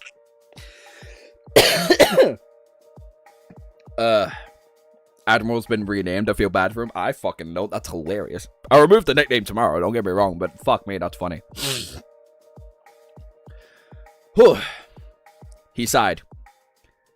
It just happened a few days ago. The news would have not reached you. My people and I are the only one who survived. The soldier looked down and silent.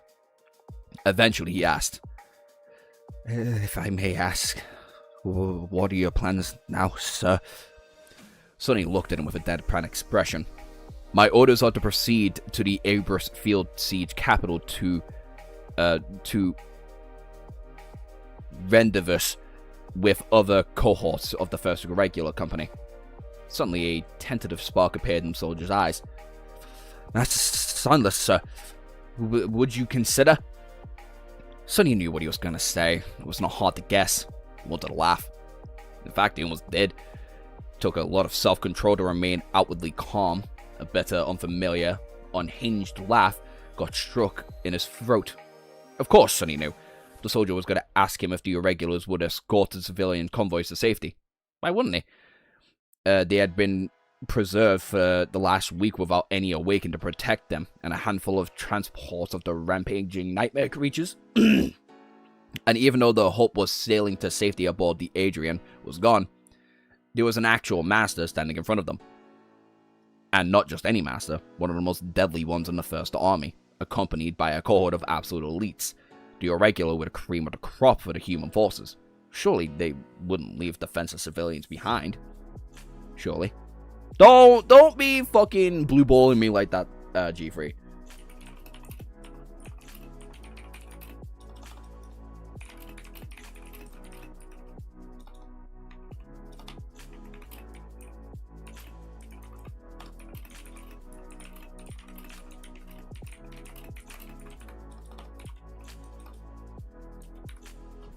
And Kirbs is here.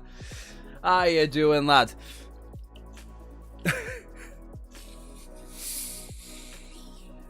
The least you could do is keep the Discord open. Should I ask why I should keep the Discord open? Me against my will.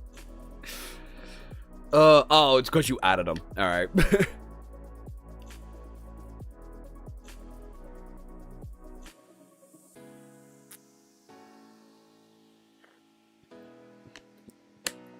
Damn, woke Kirbs up just to see that Admiral's name got turned into Harsh's Discord kitten.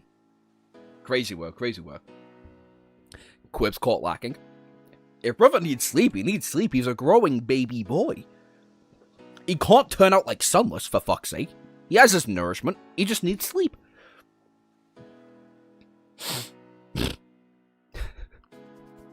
I don't think there's anything wrong with it.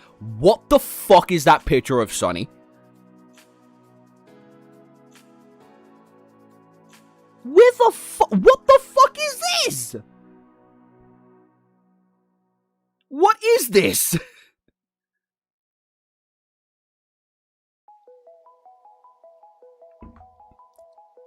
Dan, you insulting Sonny's build? No! What the fuck? Oh, fuck off sake, I got pinged 3 times. Yeah, in main chat. And by me, probably. Fuck. Sonny's an old man now. Yeah, apparently. Fucking hell, smoking a cigar like one. Hey, last time you shut me up, I haven't said anything spoilery. What the fuck? That is true. He hasn't said anything spoilery today. We can give Philip that. Or at the very least, me and the mods have not seen anything. You did not see that one, Josh. Huh? I thought it was Sonny in a bunny suit. Hi, Alma.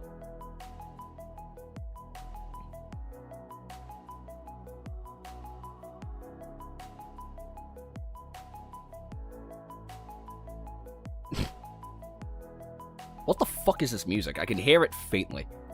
It sounds like shit. It's not the beat I wanted, bastard. I don't want that full screen either. Fuck off. Anyway. The problem was that the decision was not an easy one. Heavily armored and exceeding, the Mount... What the fuck is that? What the fuck? Man, vulnerable Rhino could potentially make the 1,000-kilometer journeys to Mount Erebus.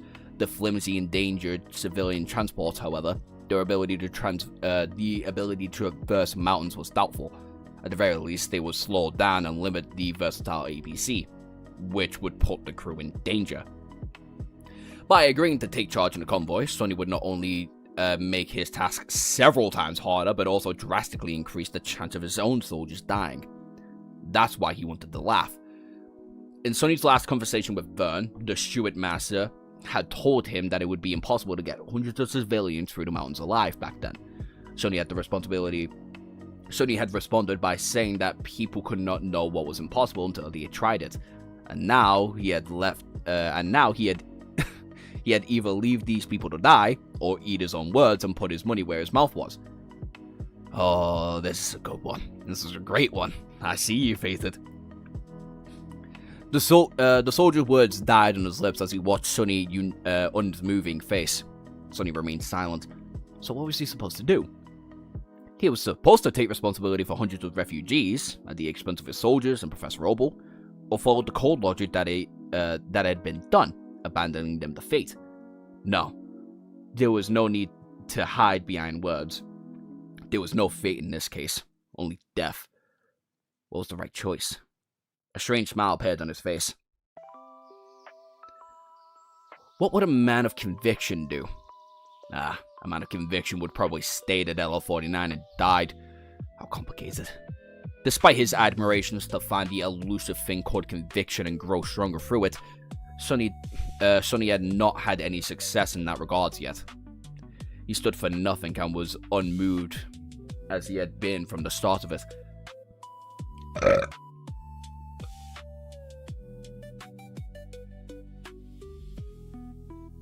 Snowball, what are you doing?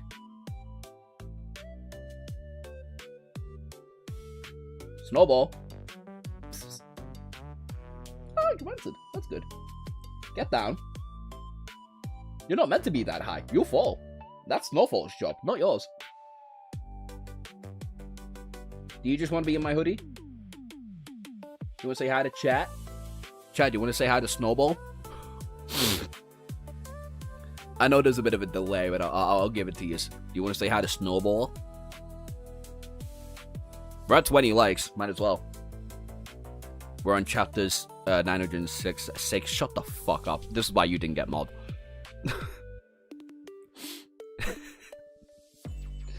Unless you're asking a sincere question, then I'll let you off. Yes? Alright. Snowball, come here.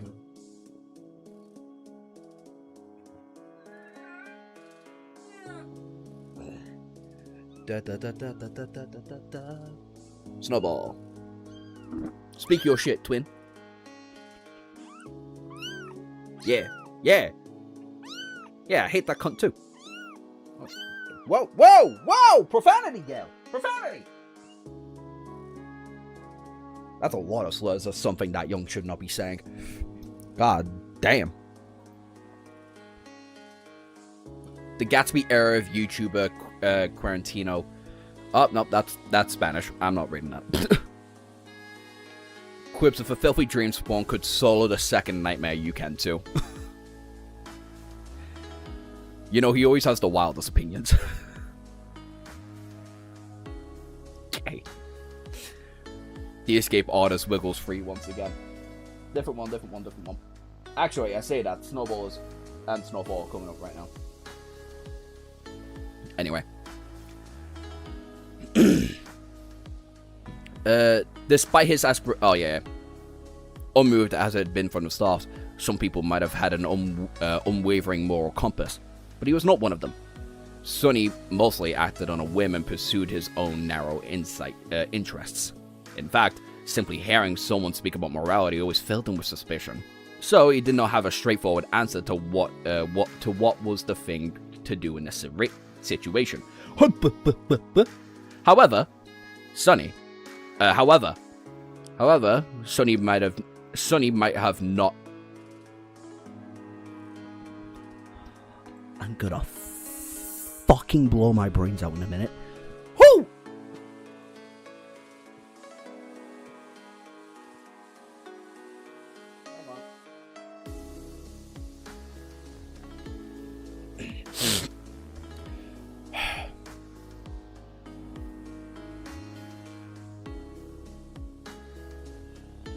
However, Sonny might have not known what he had believed in, if there was such a thing. But he knew that he despised very well. Just a few days ago, he had sat on the roof of the Rhino, full of contempt for the bastards who could have saved countless lives in Antarctica, but he decided not to. Those damn sovereigns. So, following that logic, he could have done the same thing by leaving the refugees to die in order to serve his personal convenience. What a weird and perverted way of thinking about things. Sonny was honestly not sure about the validity of the conclusion, or even if it made any sense, but it was the best one that he had managed to come up with. So after a long stretch of silence, he said, "How much food and water do you have left?" The soldier did not seem to understand his question. He stared blankly at Sonny for a few moments and perked up a little. "We have a large supply of both food and water, sir. There's one thing we do not lack. We also have a working water filter." Sonny remained silent for a little while. Then he nodded. "Alright, then you will follow us to the Ebris field. Do note that we will be moving through the mountains. Don't worry though, my cohort has scouted the road networks in the region of the Antarctic extensively. We'll guide you well." The man took a sharky breath and saluted. "Yes, sir." Sonny lingered for a few moments and asked, "What's your name and rank?" The man responded in a short pause, fidgeting with the collar of his coat. "It's Sergeant Gray, sir."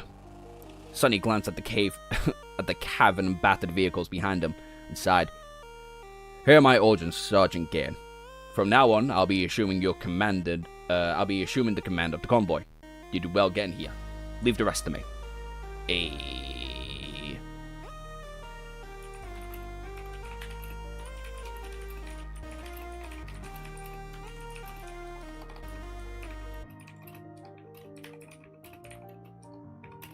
I see what G3's doing here, by the way.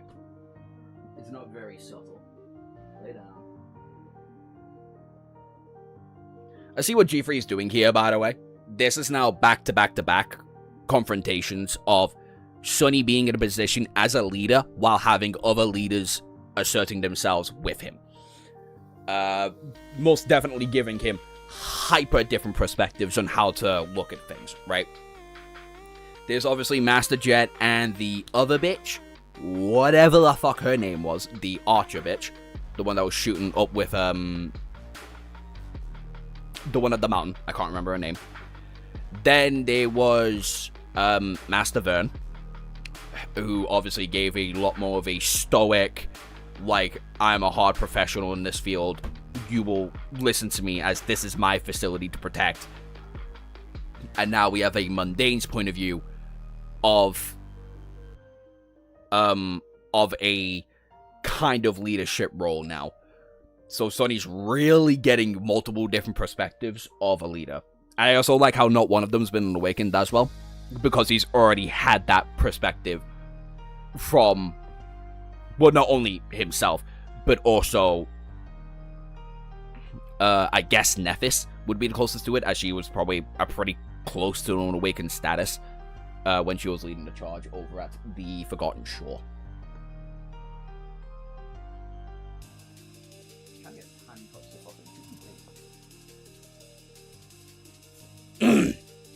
So that's very interesting, and I do like that a fair bit. How could you forget about the gal hooked Sonny as a reward? Dog. Winter, that's her name. I need to sleep more. That 15-hour nap was good. Bitch, that's not a nap! That is sleeping! A nap and a sleep are very different things. When you become an adult, when you become an adult, you will fucking understand the difference between the time dilations between what a nap and a sleep is. Oh, you've pissed me off, Quibs. Oh, Quibs, you've pissed me off. 15 rookie numbers, you're slipping. I woke up 5 hours for mash and gravy, which led to me believe it's Sunday. I think that Spanish guy was saying some YouTuber died. Oh, fuck, what's his name? Oliver Tree? Honestly, I love these chapters where Sonny's taking the leadership role. He's, like, partly taking up the role, though. It was supposed to be a nap, Josh, and it turned into a fucking sleep. So it's not a nap, it's a sleep.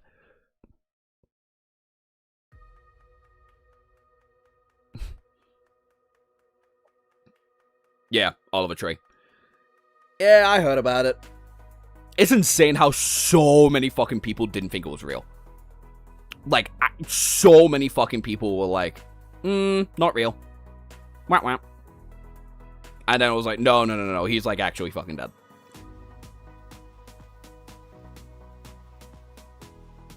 Life goes on. No more. Because it's Oliver Tree's brand and I will get copyrighted because that's Atlantic Records.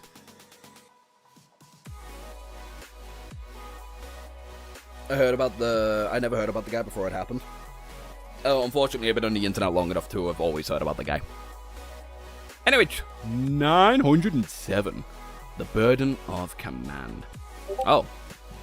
This looks like it's going to be a lot heavier of a focus on Sonny being a leader now, rather than a shared leadership role. I have a new St. Bernard puppy. Fucking adorable day.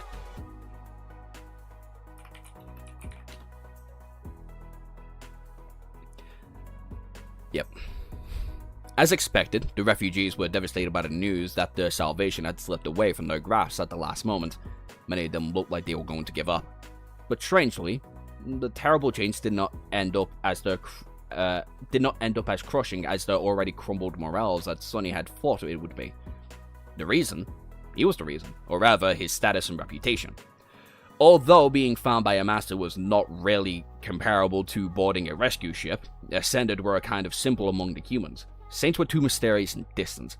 So was the masters that dwelled in the human subconsciousness as the epithet of valor, achievement, and might. Sonny did not know about valor and achievement, but Ascended were indeed immensely powerful, and he was more powerful than most. So when refugees learned that Master Sunless was the first irregular company and had taken command of the convoy, many of them were elated despite their extreme exhaustion.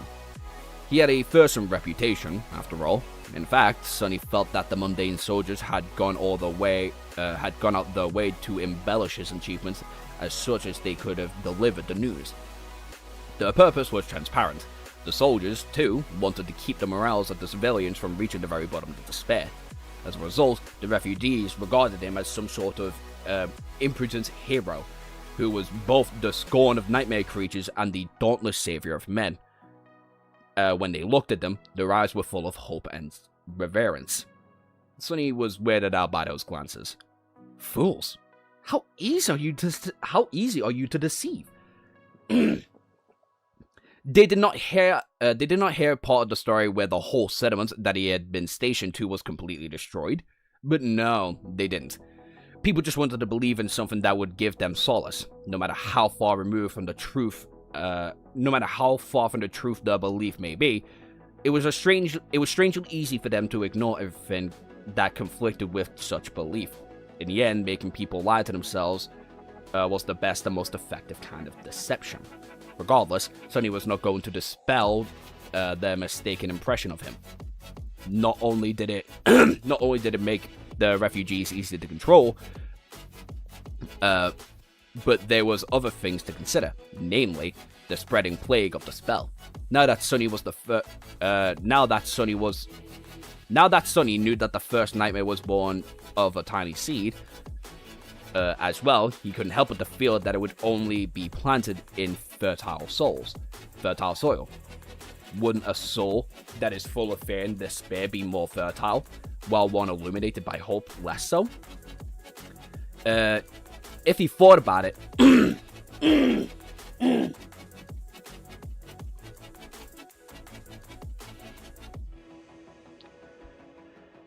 if he had thought about it like that, it was no surprise that the nightmare spell was descended during the height of the dark times. Back then, the whole world had been drowning in depression. Maybe by managing the morals of the convoy, he would be able to reduce the number of mundane humans succumbing to the nightmares. Look at me, thinking strategically. Shaking his head, Sonny walked back to the rhino and climbed inside, remembering the mangled corpse of the awakened demon that rested on the snow less than 100 meters away. He wanted to leave the terminus of the coastal highway as soon as possible, but there were a few things that he had to do before that. Professor Obel, can I speak to you? The old man had lived through a havoc of the first generation, so he would have valuable insight about the task facing Sonny, without a doubt. And indeed, speaking to Professor gave him a few good ideas. However, something like the Chain of Nightmares had never happened in history of the world before, so there was no handbook on how to survive it. He had to come up with his own solutions. 10 minutes later, he had gathered his cohort as well as Professor Obel, Beth, and Sergeant Gare in command suite of the Rhino. He didn't waste any time and got straight to business. This situation is far from perfect, so I'll be brief. Our first task is to inspect the vehicles of the convoy and service them as needed, to make sure that they will be able to make it across the mountains. However, we can't do it here in the open. There is an abandoned military bunker not too far away from our position. If all goes well, we will reach it within the days and make camp. His thinking was rather simple. He wouldn't make the civilians sleeping. He couldn't have the civilians sleeping in cramped transports, since the consequences of someone turning into a nightmare creature inside one would be devastating. So, either way, they would need to find a well-protected campsite every time they needed to rest. The old bunker, which stood empty since the dark times, was hidden in the mountains at a sufficient distance from the ocean. It was a good place to accomplish a lot of pressing tasks. Sonny paused and looked at the subordinates with a grim expression. For me, I'll assume a stand march formation. Our immediate task is to reach the bunker without suffering any losses. There are two types of threats that we need to be wary of: those beyond, and those from within. I won't say anything about the former, since that just means that we must enter battle with the enemy. But the latter, however, I want soldiers keeping eye on the civilians at all times. Don't let anyone fall asleep. He lingered for a moment and then added, "Clear one of the transports completely and move all the passengers to the other four. That will be a mobile infirmary. If someone does fall asleep, wake them up. And if they don't wake up, transfer the sleepers to the infirmary and get them ready to put them down. should anyone fail the first nightmare.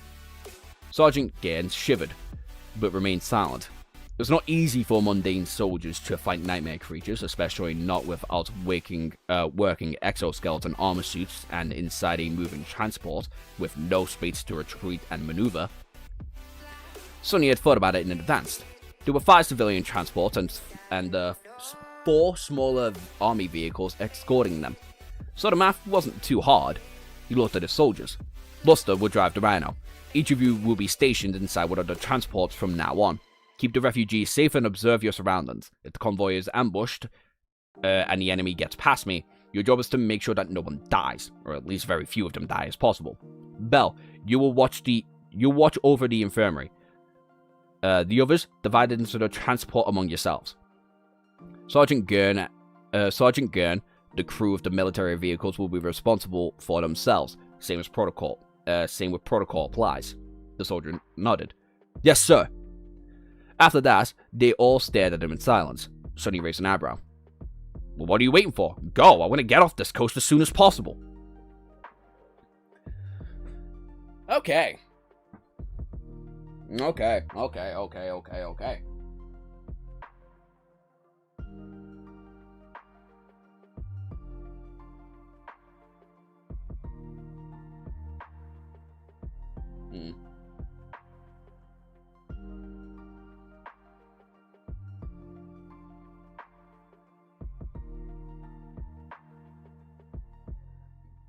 Come on, buddy.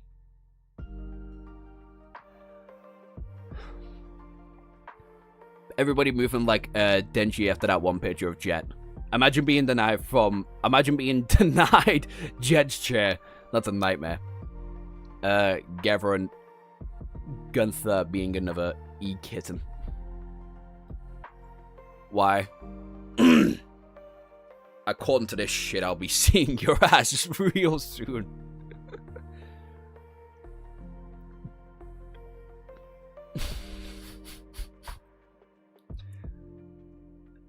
That's a lot, though. Jet surely has high standards of chairs. I mean, I don't think she has high standards of pretty much anything, no? Oh, for fuck's sake. What do you want?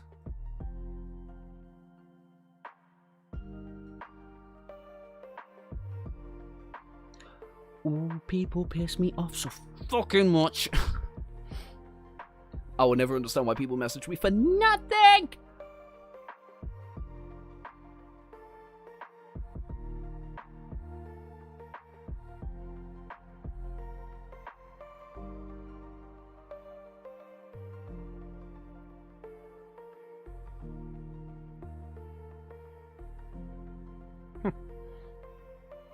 I will shapeshift. I'll learn to do it. Only for this stream, much like Josh sacrificing a part of himself for a non-existent stream. I too must sacrifice myself today to keep up the joke. Josh looked at his phone and got angry. 3,847th time this week. Amen. And it's only Monday. We don't do it the American way. That's cringe. Harsh is somehow...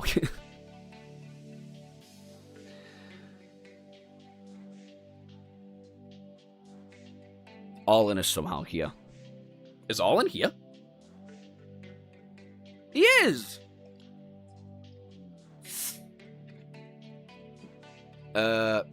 Weak even...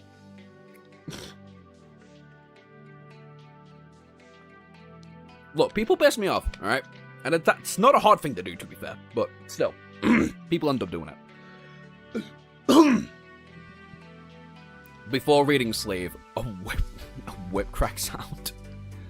I am in fact not a puddle. Are you? Are you a puddle? Are you not a puddle even?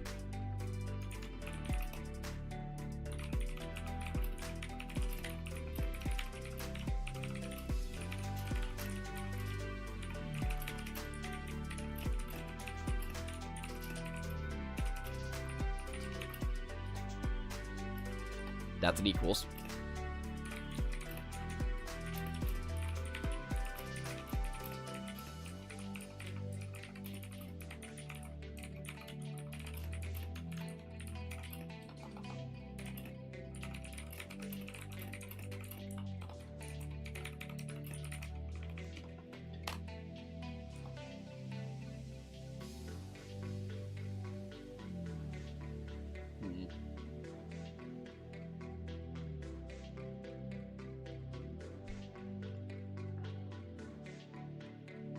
If you're jelly, you can eat yourself as a snack.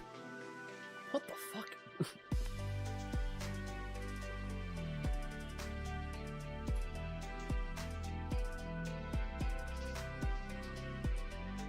Alright, Jack. I'm gonna need you to stick with me for 2 seconds. Right?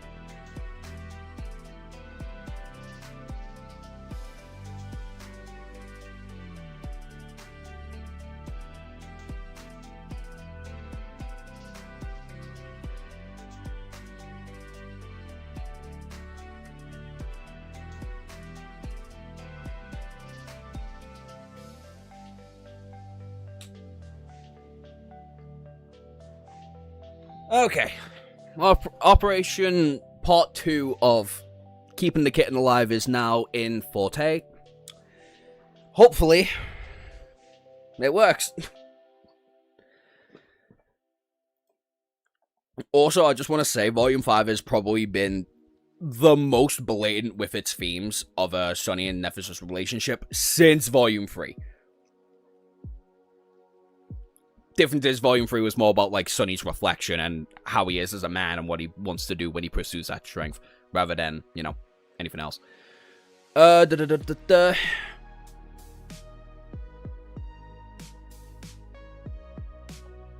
I miss? I think mostly just me and Harsh. He's learning alchemy. Yo, the kitten escaped? No, I moved Blizzard with Ophi. Because Ophi is significantly better at looking after kittens than Rhea. And I'm gonna see if she can. I'm gonna see if he can feed off her. Bacon, where is she? Like Bacon ever comes to my stream, so you fucking taking a piss off. I thought Bacon even. I don't think Bacon does anything other than looking around TikTok DMs. Why doesn't it surprise me? Damn odds wasting time. No, I'm a 4-0. Insert meme. I made some bullshit.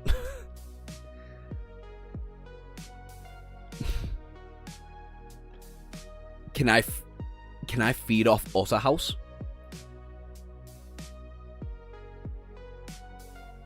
What?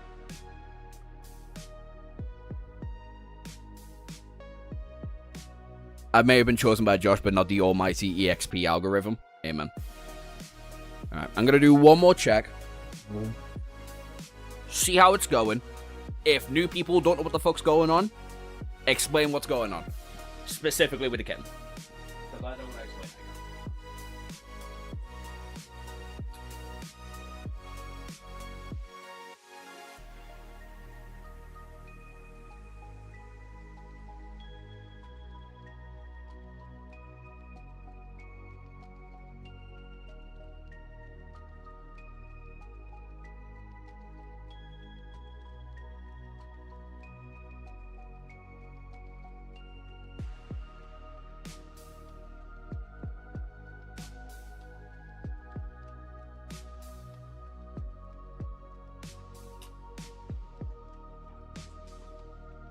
Okay.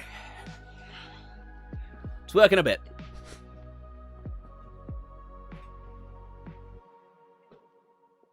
I'm in the bed. Good night to everyone. Have a good stream. Alright, later, Lava King. Alright. Chapter 908. Delegation. After a short stop, the battered convoy started moving once again. The Rhino was driving at the front, following by 5 civilian transports and 2 military vehicles flanking them, and 2 more protecting the rear. It would not be possible to maintain the formation higher into the mountains, but for now, the roads were wide enough. Taking a turn, they drove away from the coast, slowly climbing higher and higher into the outskirts of the mountains. Observing the multitude of screens and the command suites of the Rhino, Sonny felt thankful for the fact that he had scouted this whole area with his shadows months ago, while en route to LO49. He roughly knew the twists and turns of the mountain roads, the shape of the slopes and the deep canyons, and what paths to take.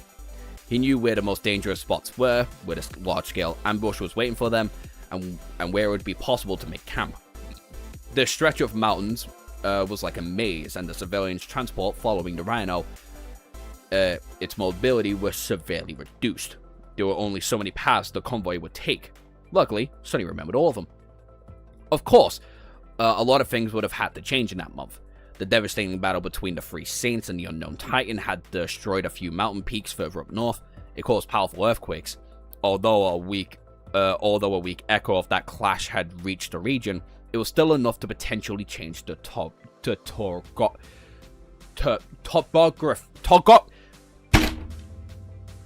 topography. Fucking hell, I can't read.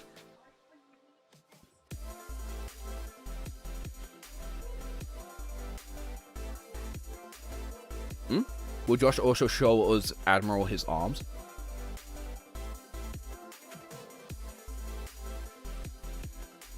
Josh changed the color of the stream chat. What? I don't think we can get to him. I don't think we can get him to do that for 20. But if we get 20, send away. Oh, likes?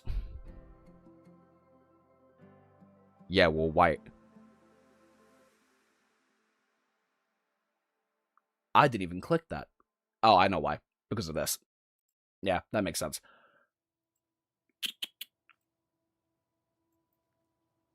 There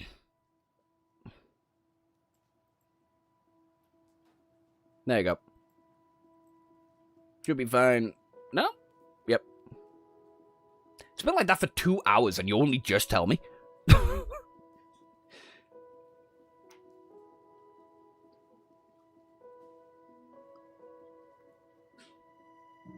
Gunther's fingers are massive, so his arms are probably massive. Who the fuck is Gunther's? Who's Gunther? Gunther! Oh no, Gunther. The only Gunther I can think of is from Adventure Time.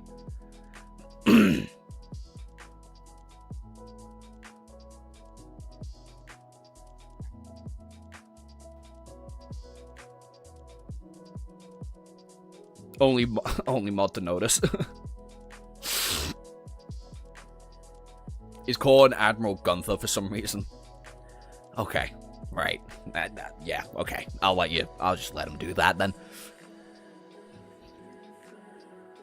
There would be rockfalls that would block the previously clear roads, while some roads would have been simply broken down and collapsed. A glacier or two would have come undone, obliterating everything in her path. And, of course, there would be swarms of nightmare creatures lurking in the dark. There was also snow. The blizzard seemed to be growing weaker, but it had already covered the world with it. As a result, the Rhino was forced to lower its wedge shape, ram, and clear the path forward for the convoy. Just like that, the proud war machine was reduced to playing the role of a snowplow. The progress was tortuously slow. Tumultuous. What the fuck am I on? Sonny had to simultaneously scout ahead and think deeply about how to manage this convoy. He wanted to consider as many problems as possible before they actually happen, to hopefully prevent them. It had been easy to command the small cohort, but now hundreds of people were depending on him. The complexity of the tasks and the amount of moving parts compromising it were giving him a headache. Not to mention the daunting trial of daring to guide a caravan of refugees through the war-torn apocalyptic expanse of the continent that had been slowly devoured by the inescapable tide of darkness. At least there was no giant tower this time. Sonny smiled bitterly and turned his head, stared at Beth, who was looking at the external camera feed with a detached expression. Feeling his gaze, she looked back. What? Sonny studied her for a few moments. Beth, do you have administrative experience, right? The young woman frowned in confusion. Sure, I used to do that sort of thing on the brief of the professor. Running the research facility demands a lot of paperwork, you know. He nodded. Good. Then congratulations. You're in charge of the refugees now.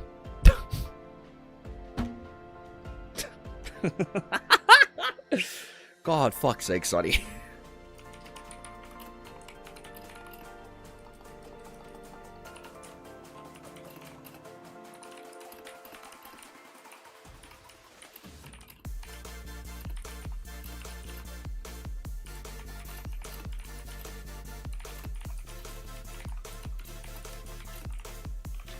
Well, that's one way to deeply traumatize Beth, because I know for a fact that everybody is dying here. Maybe not right now, but they're all gonna die. We're all gonna hold this. We're all gonna hold this pace at the. Now you're in charge of the refugees.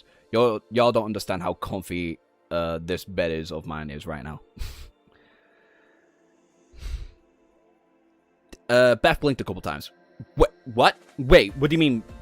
Sonny shrugged. I mean, you're responsible for their well-beings, food, water, health, morale. Find responsible people among the civilians to coordinate with them to solve any problems that you can handle yourself. Report the rest to me. You'll be the filter between me and the civilians. Understand? She scowled. I do, but my priority is the professor. Sonny shook his head and waved his hand dismissively. He's a civilian too, is he not? Now that we're escorting a convoy of refugees, it's in your own interest to make sure that everything runs smoothly. The safer the convoy is, the safer the old man will be as well.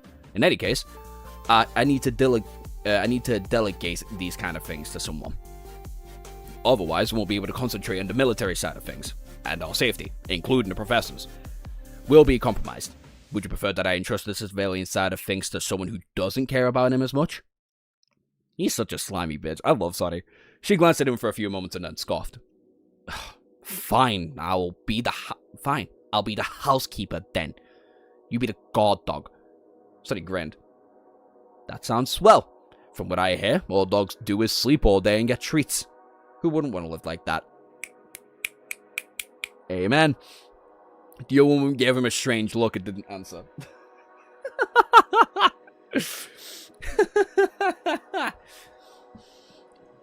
So he'd just be pushing off his word to people that he doesn't like. To be fair, don't blame him. At all. Not even a little bit. Pancakes and bacon is a great combination, actually. Oh.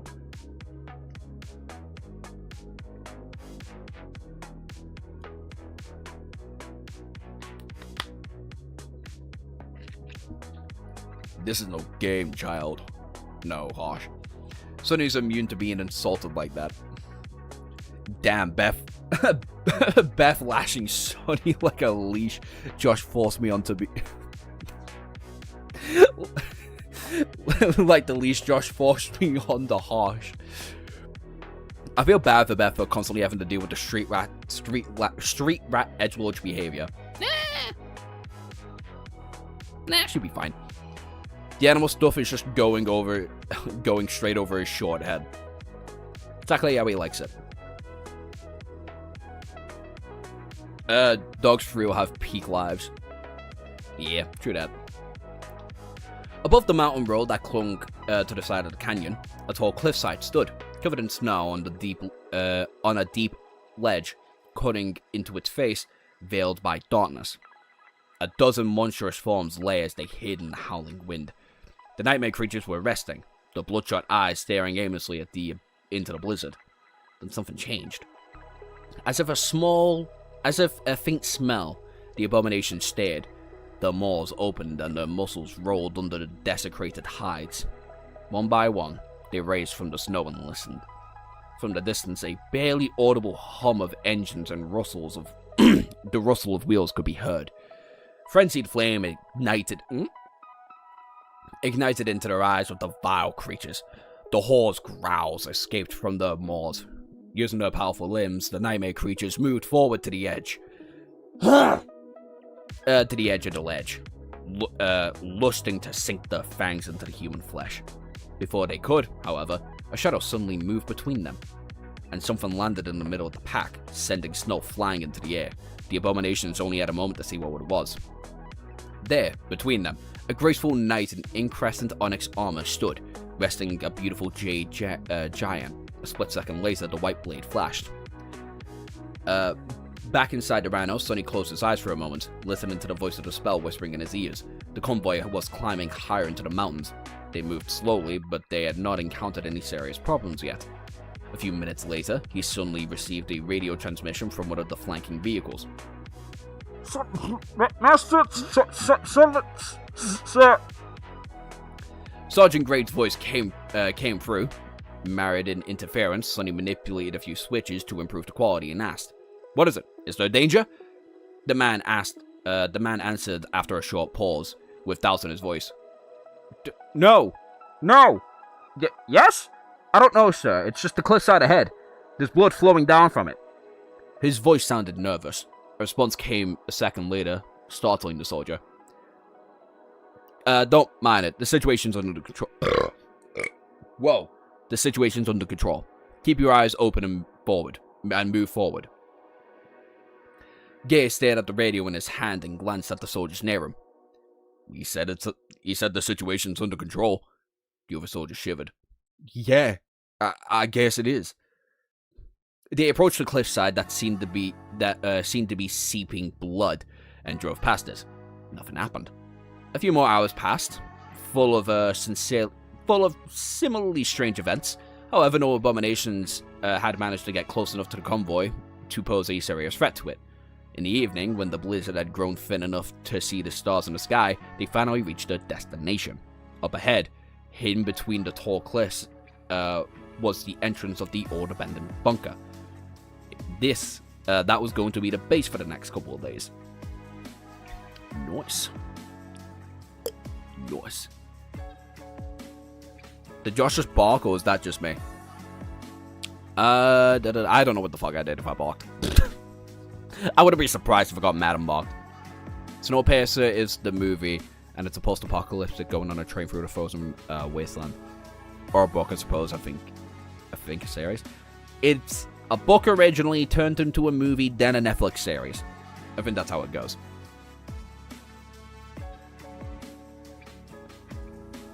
This is a Shadow Slave stream chat. My goal is to make as many tangents as possible. Bitch. Yeah, to be fair. And also to be fair to Harsh, he's fucking good at it. It's kind of like Mad Max for you, but the vibes of Hunger Games and rich people bad vibe. Yeah, because rich people are bad. Saint be cooking. Serpent would have been peakier, not gonna lie. Serpent would have probably been fucking base tier, not gonna... Serpent would have been so fucking useful here.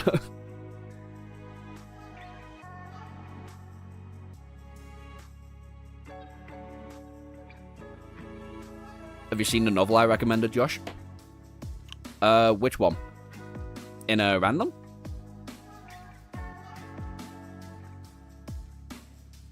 Was it in random?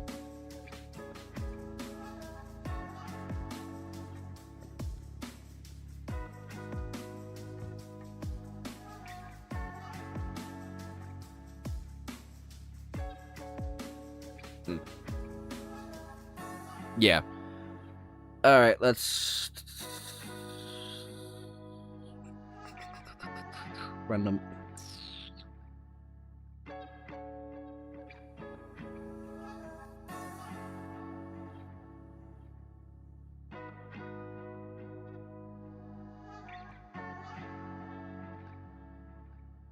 I can't find it. At me again and I'll put it on a text line. Text line. Fuck, I was showing my age. As of Volume 5, what is your vision? What is your favorite version of Sunny? Asking everyone this. So far?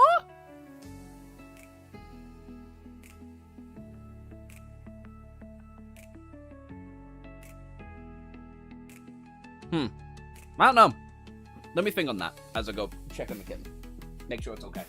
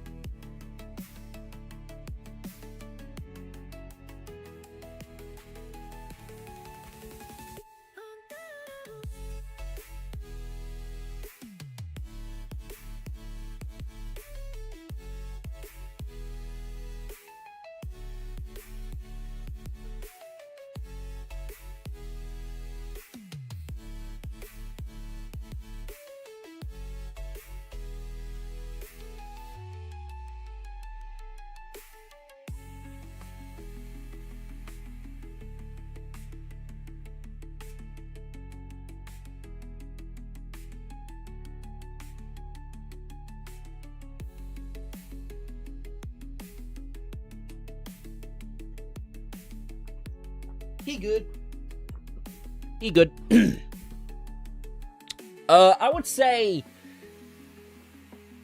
pre Soul Devouring Tree Sunny is probably my favorite. Probably the most creative version of Sunny we've had to actually see so far.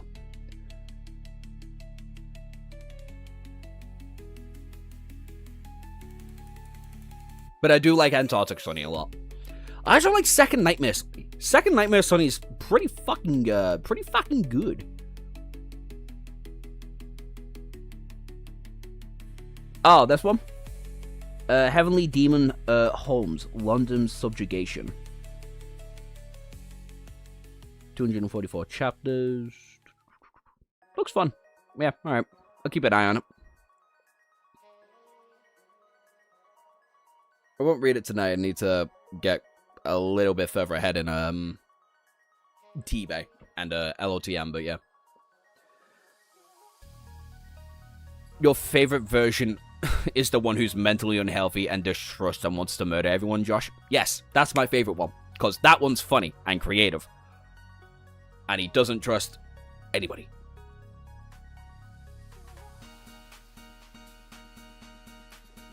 I know what's going on.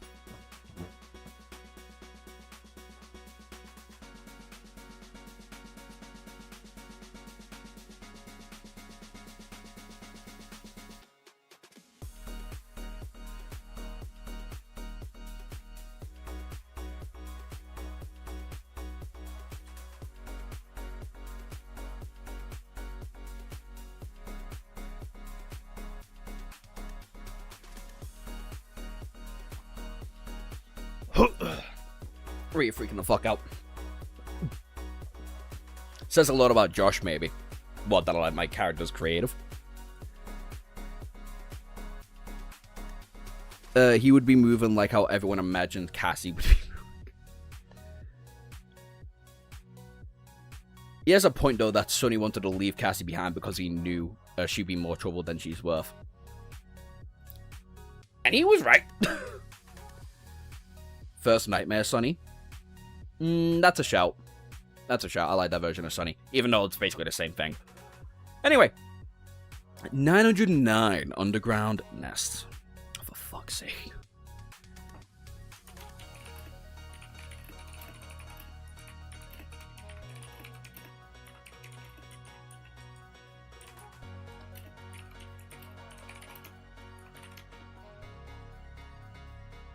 During the Dark Times, humanity had come to the blink of destruction. The series of cataclysmic natural disasters that had brought to its knees, causing several waves of mass immigration, each of them accompanied by a plague of famine. Previously arable lands had turned into wastelands, and many resources that had been previously lifeblood of civilizations were suddenly running dry. There had not been enough food for everybody. Not enough livable space for everybody, not enough energy for everybody, so humans had to do what they had done best. They had turned to war. The marks left by those devastating wars still haunt the planet, from the polluted air to the derelict of broken military machines. They littered the earth like scars caused by a deadly infection. The old bunker Sunny was facing right now was one of those scars. He knew neither what the army had He knew neither what army had built it and what its purpose, and what was its purpose, nor what had happened to those people and why the bunker stood abandoned. He did not care. Those were always stories about terrifying doomsday weapons hidden in such places, waiting to be unleashed by a carefree explorer, but most of that was just stories. In reality, places like that were usually empty for one simple reason. Everyone had died or left, and those who had survived had no need and no capacity to return. Plus, the bunker had already been unsealed a long time ago. Its massive blast doors stood open, covered in snow. Sunny was much more worried about the present than the past. Anything could have made its way inside during the chain of nightmares. If a tribe of nightmare creatures made its nest in the narrow underground passage, laying siege to the bunker would have not been easy. In fact, it would have been tough of a task of the military unit could get. But he could not turn back. The civilian transports were crowding the mountain road behind him with nowhere else to go. The vehicles needed maintenance and repair, and those people inside needed rest. It was his responsibility to provide that for them. Looking at the dark entrance gloomily, Sonny turned and addressed his cohort. "Prepare yourself. The 7 of us will enter into the bunker. 15 minutes. Sergeant Gain, who was stood nearby, hesitated for a few moments. Sir, what if there are nightmare creatures inside?" Usually, the task of clearing an underground nest would have only been entrusted to a much larger and better prepared force. Sonny stared at the soldier silently and shrugged. "There are. So what?" His shadows were already creeping through the dark bunker, scouting its many chambers and passages. There were indeed abominations hiding underground, a lot of them. They had turned the abandoned complex into some lair some time ago. So its nature was going to make a potential assault both hard to pull off and bloody for the regular military force. Sonny's people, however, were elites. He was confident in their ability to clear out the bunker without suffering any losses. They were no other choice, anyway. Most of his confidence, though, came from himself. A few minutes passed by. Sonny had used his communicator to project an image of the snow and started to slowly fill it out as the irregulars watched tentatively. Passengers of passengers, ruins of rooms. Soon a detailed map of the bunker was projected in front of them. Then, Sonny marked every single nightmare creature and its position on the map. Lastly,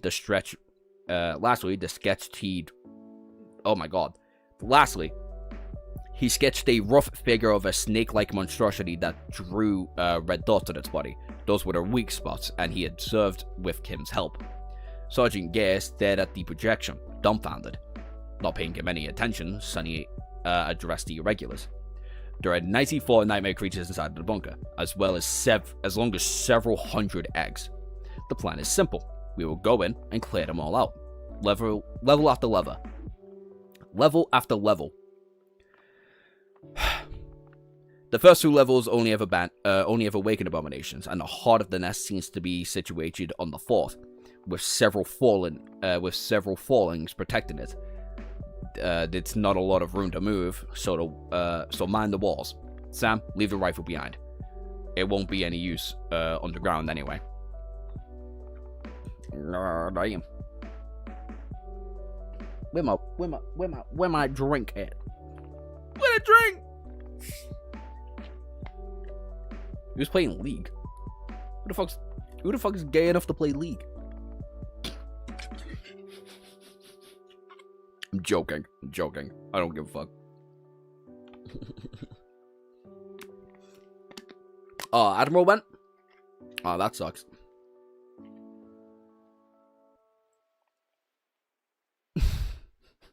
Should we change his name back?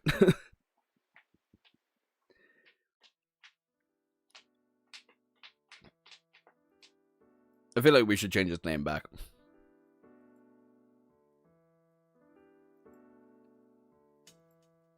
No? Make that tomorrow. I'll make that tomorrow's mess. He's not staying as harshest Discord kitten the entire time. You can't take my kitten away from me. I objectively can. I am the kitten master, bitch. I choose where and what kittens can do and go.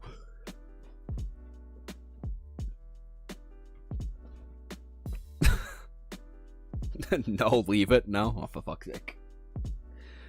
Sorry, Admiral, if you're going to be watching the rest of the stream.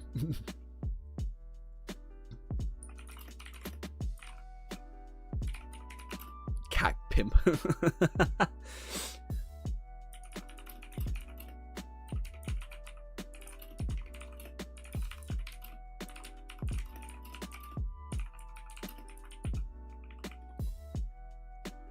This is weird. I haven't talked in a while and didn't fall behind. I'm playing League. Yikes. Yikes. He spent the remainder of the 15 minutes going over the important points and explaining what kind of enemy that they would be facing. Then, without any fanfare, the cohort brandished their weapons and entered the bunker, disappearing into the darkness without a single radiant memory illuminating their way. Hidden in the shadows, Satan and Nightmare remained outside to guard the convoy. An underground nest was always a dire target. The lack of light and the unpredictable nature of the terrain, and the twists and turns of narrow passages that would lead into an ambush of any second, the limited space that made it hard to move and fight. It was a nightmare for the cohort of Awakened, especially if the Abominations had both the numbers and the home ground advantage on their side. It wasn't too hard for the Irregulars, though, because they knew where the enemies were, what the lay of the land was. They had already developed an optimal plan of attack. Even if something unexpected happened, Sunny Shadows were keeping an eye on everything, so the cohort would have knew about the potential attacks in advance. Swiftly moving from room to room, from corridor to corridor, they methodically slaughtered all the nightmare creatures, despite being inside the beast's lair. It appeared as though the Abominations had found themselves in the enemy stronghold instead. The Awakened seemed to know the structure of the bunker better than the current inhabitants, as well as how to separate, flank, and box the monsters in. There were no unnecessary movements, no words spoken. The Irregulars were fast, efficient, and deadly. Bell especially seemed to be born for this type of assault since he could freely phase through the walls and attack from any angle.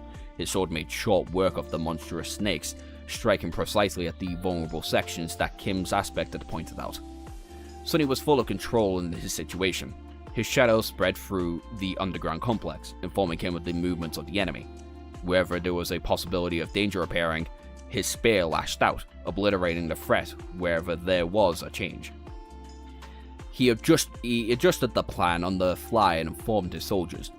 They went through the first level like the Reaper's Scythe, cutting down all the living things on it.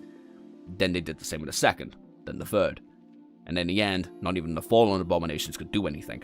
The last rabid assault of the nightmare creatures was completely dismantled by the enhanced trap that they had set up by Samara. Whoever survived the blast was finished off by the melee fighters. Just like that, the deadliness of powerful Abominations was obliterated. As soon as the last creatures lost its life, Shadow surged across the underground complex, dragging the corpses away to hide them out of sight. About an hour after the cohort had entered into the bunker, Sunny emerged from the darkness, then breathed in the cold air. Then, he looked at the soldiers, waiting outside, and calmly said, "Bring the transports inside." The soldiers stared at him for a few seconds in silence, and then around and walked towards the vehicles without saying anything. What was there to say?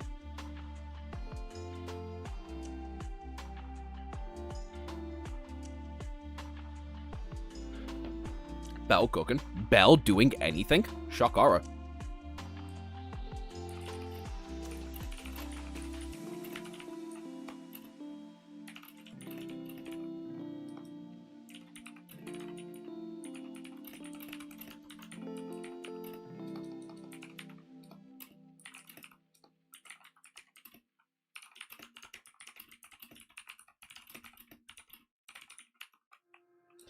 I like to imagine that Bell's ability, right? Hear me out. If they ever become a master, because they can phase through people.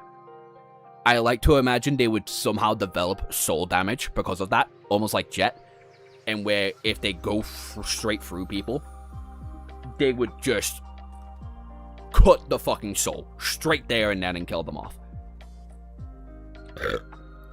Or they'll be able to make other things tangible. Like, they'll be able to grab people, or, like, kind of like Uraka's Awoken quirk, in where she can touch something and the surrounding things would, be able to be transparent. And, I just said the fucking word. Transparent and whatever. You know what I'm fucking saying, right? That sounds OP. X-ray vision. Intangible. There we go. Thank you, Fayo. X-ray vision. Josh, you dirty dog. Let's be honest, Belle would use it for good. Hopefully. Maybe. Fucking hell. We know nothing about the guy. I literally wrote down in my notes, yeah, I'm not surprised that was an easy invasion for the cohort. More shot that Belle did anything, to be honest. Me? What are you saying, random?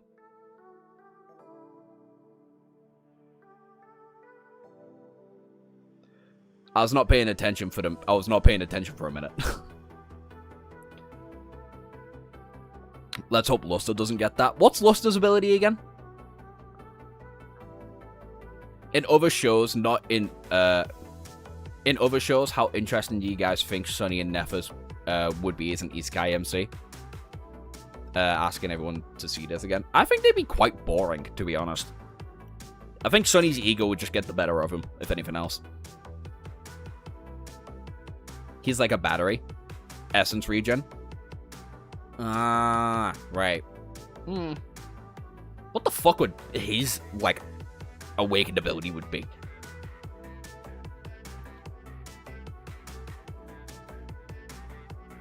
I can't even think of it. I don't even know what the fuck that would... What would that awakened ability be? Obviously, it'd be, like, way more efficient at, like, manipulating soul essence.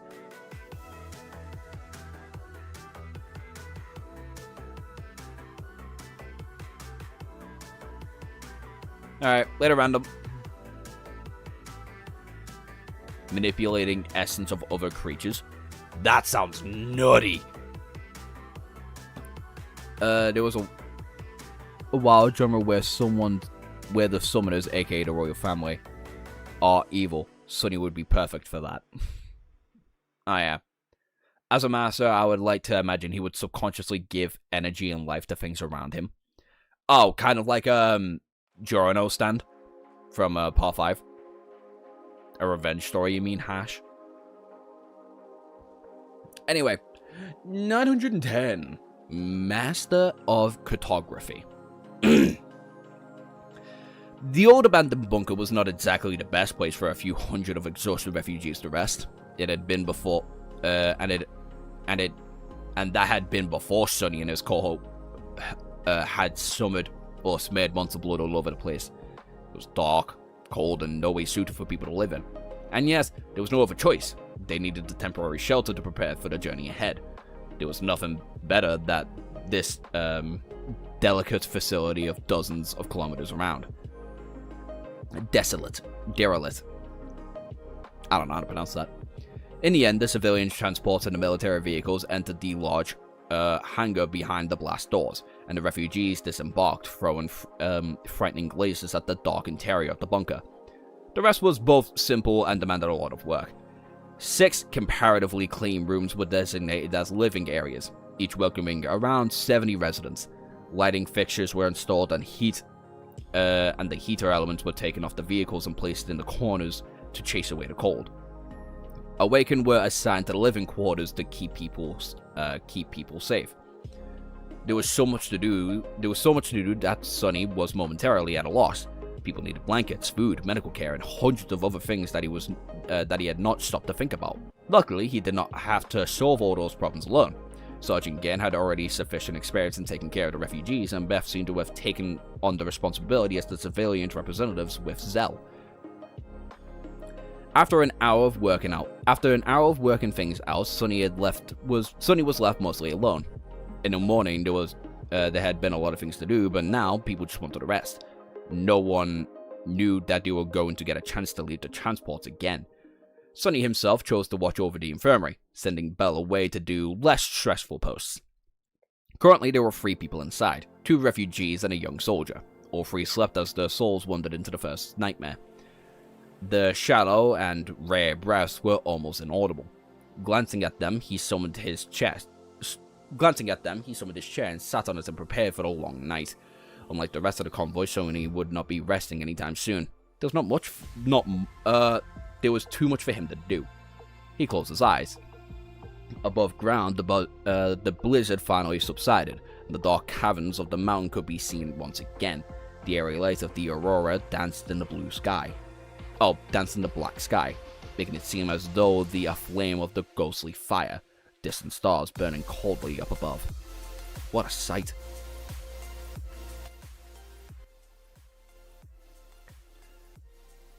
Of course, a number of Sunny relaxed as his shadows climbed the 4 different peaks. Now that the blizzard was gone, he could finally observe the surroundings. He could control his shadow sense from as far as 13 kilometers or so. Of course, the number seemed small comparatively to the thousands of kilometers the convoy had to travel to reach the Kirbs Field siege capital, the EFSC. But they were mountains, where the terrain was rough and uneven. That was enough. One could say a lot, if it was just to climb high enough. Naturally, trying to study the landscape from the summit of a tall mountain would have been hard for most people, considering that the whole continent was obscured by a veil of impenetrable darkness. A long night of Antarctica was still lingering, and would be there for several more months. But Sonny could pierce through the veil with ease. To him, the darkness was an ally. I just need that stupid ass Reddit meme of the guy being like this.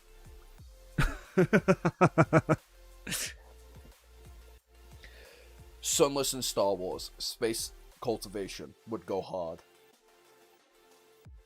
I think Sonny would be a little too overpowered for Star Wars. Even though Shadow Sense is basically just the Force for him.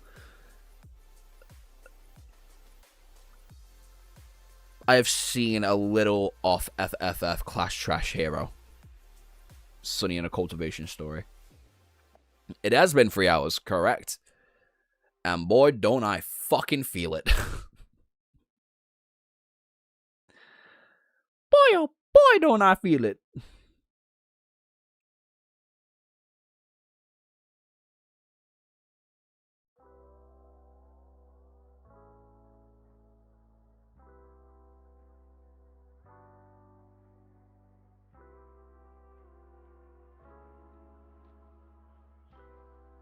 Yeah, I don't care.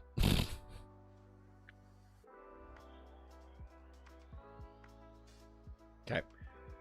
Isn't Vader kind of OP in the comics? Vader is, like, scary as fuck strong in the comics. A 6-hour stream was when we were in our prime. That 6-hour stream was a nightmare. To be fair, I was tired as fuck. Vader's OP in everything. I still think the water feat in the first Star Wars game. Fuck, what's it called? Bollocks. With Cal Kestis. You know what I'm talking about. Him holding back the ocean. I still think it's probably the single strongest feat he has done that wasn't manipulating the universe as Anakin.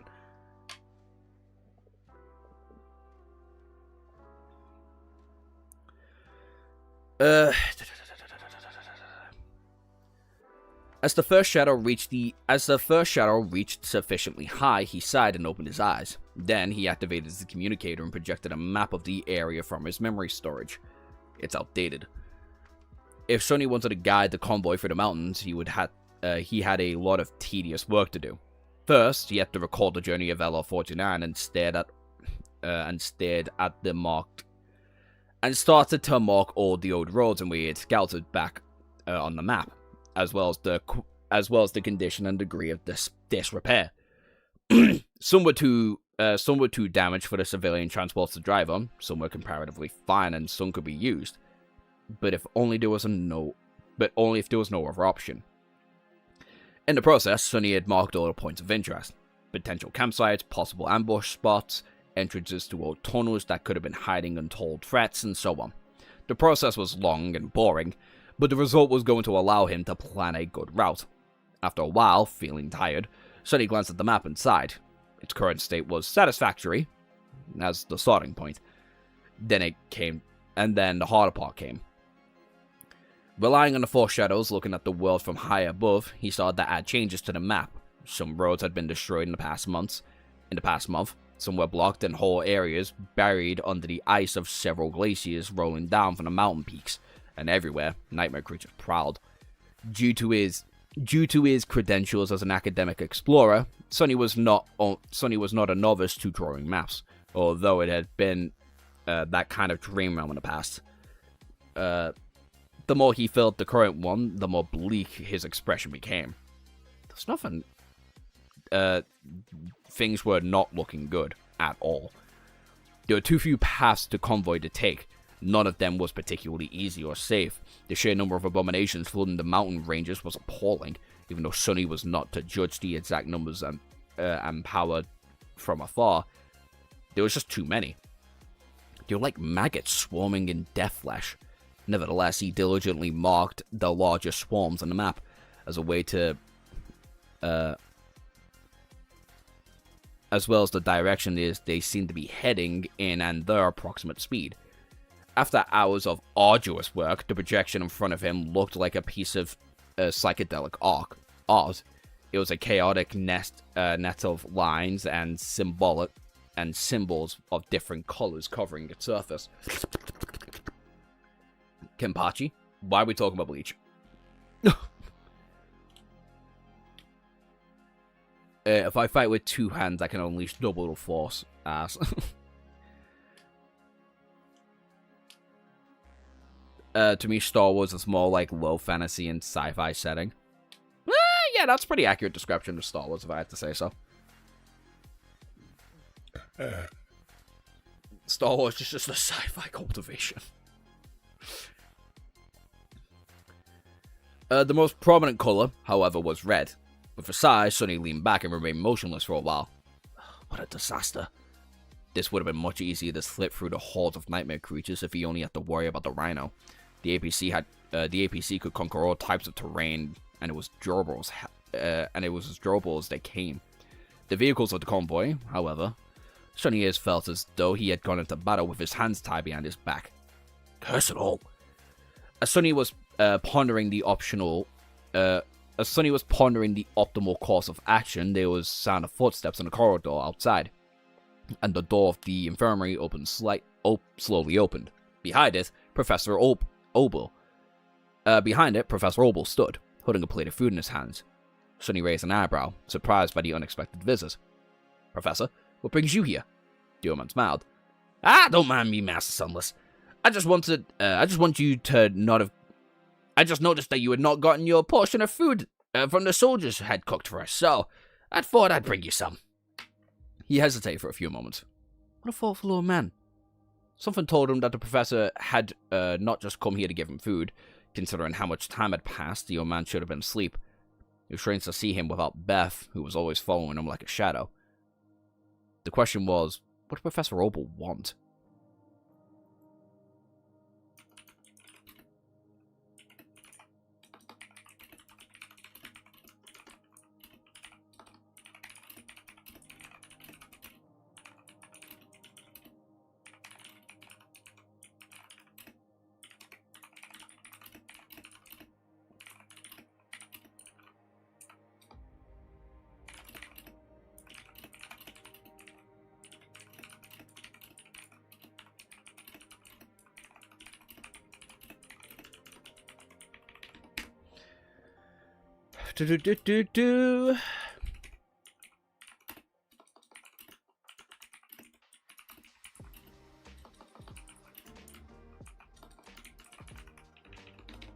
I'm gonna go piss.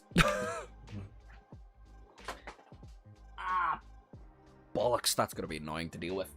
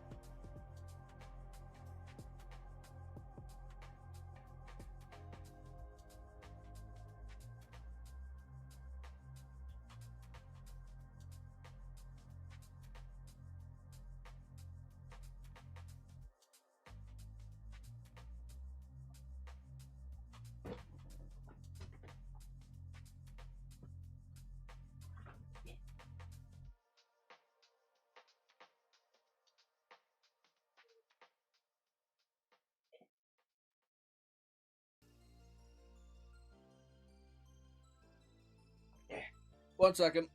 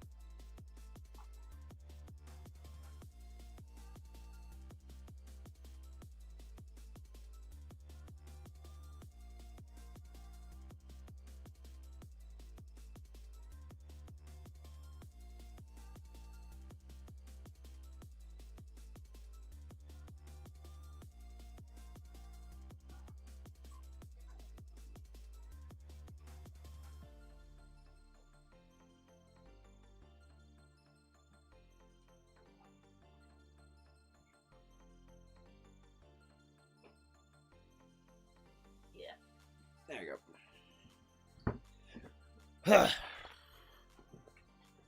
Yeah, there you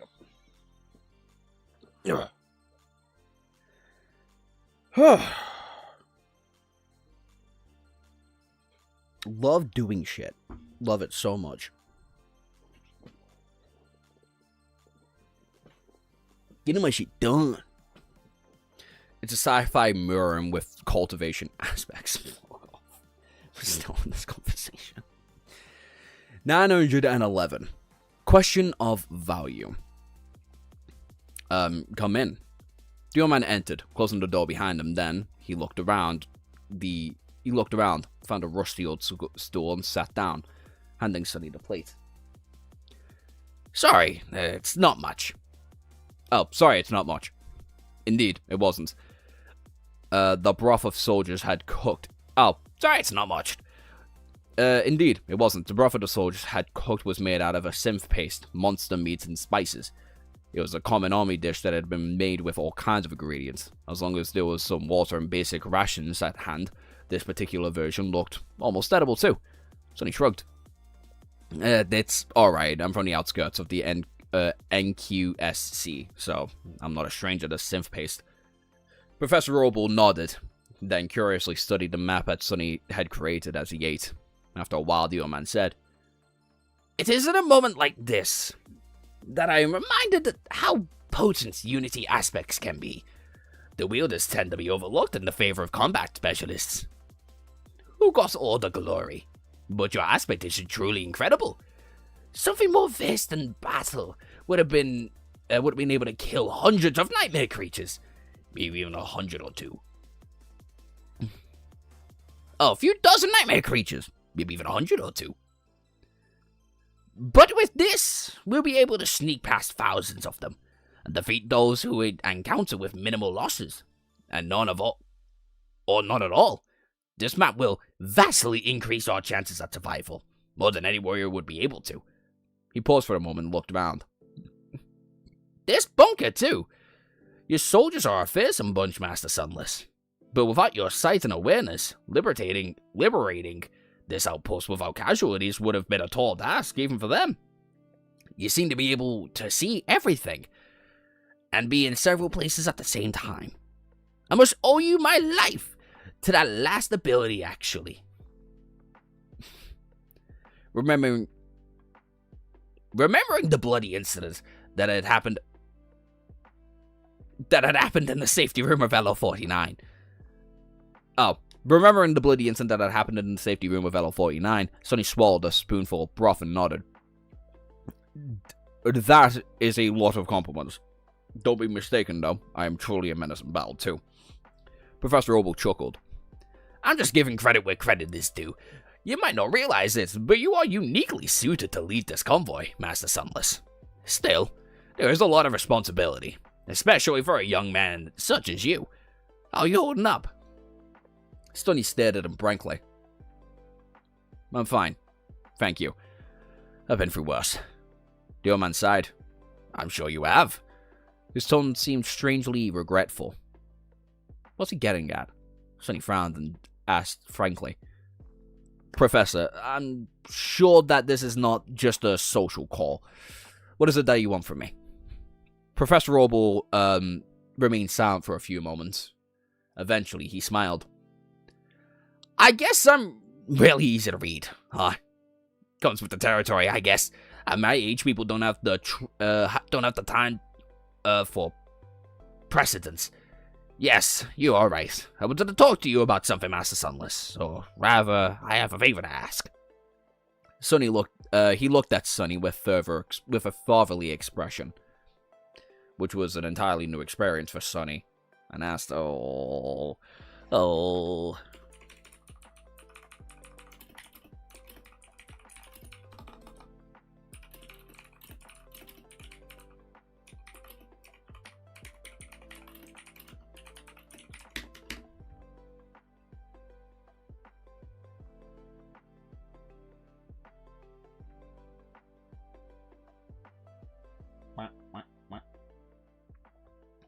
But yeah, no, that is a deeply concerning thing. Hi, Irish. I just woke up at 6 a.m. here. Fucking hell, where do you live, brother?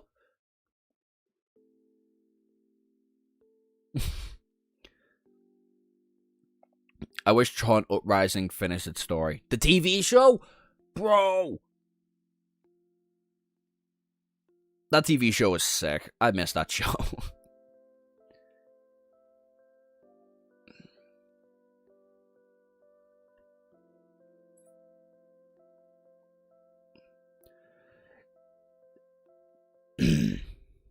I'm losing my voice.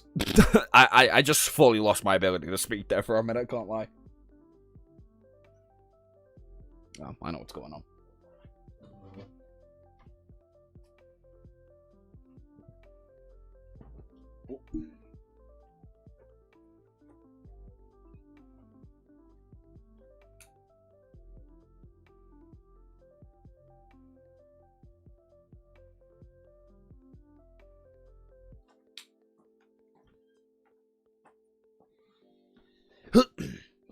What chapter? 911.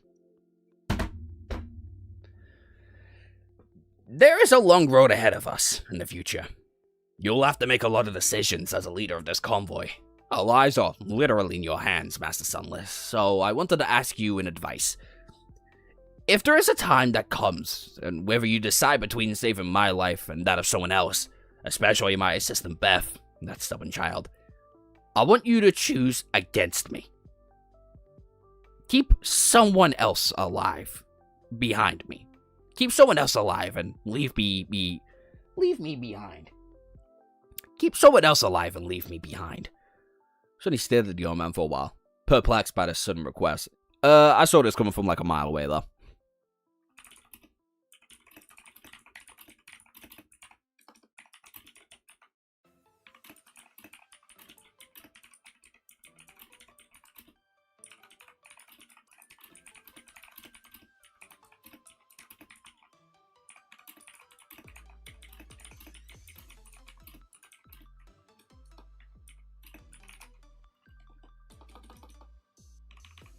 Goddamn, I just realized my brain has been on low power mode for a while now. Only just. Half the people left and I'm still not top 5 EXP. Sad. Nearly forgot to praise the EXP gods once again. With all due respect, Professor, I can't agree. My orders are to deliver you safely to the siege capital. You and you alone. Everyone else is just a bonus. They don't have the same value. Professor Roble shook his head. Value? You're wrong, Master Sunless. I'm old. I don't have much time left. It is time for people like you and Beth. That is the hold of true value. I have done few worthy things in the past, but you are one who will accomplish great and amazing feats in the years to come. You'll carry the flag of humanity into the future, not an old fossil like me. If a species starts to cannibalize its young to prolong the life of the old, there is no value in that. Not at all. Amen. Talk your shit, Obel. Get the old fuckers out. Get the old fuckers out, right? Keep the old fuckers out. Get them gone. Let new bitches in. The old is dead. It's gone. It's worthless. You're fucking fossilizing for a reason, cunt. Because your time's done. Get rid of yous. Go! We'll learn from your mistakes, but you keep fucking making them. There's only so much we can learn. Sonny looked away.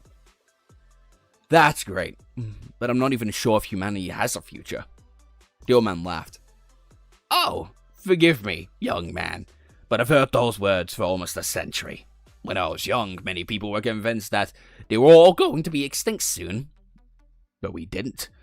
Then they went around saying that if things don't change for the better, humanity would surely be doomed.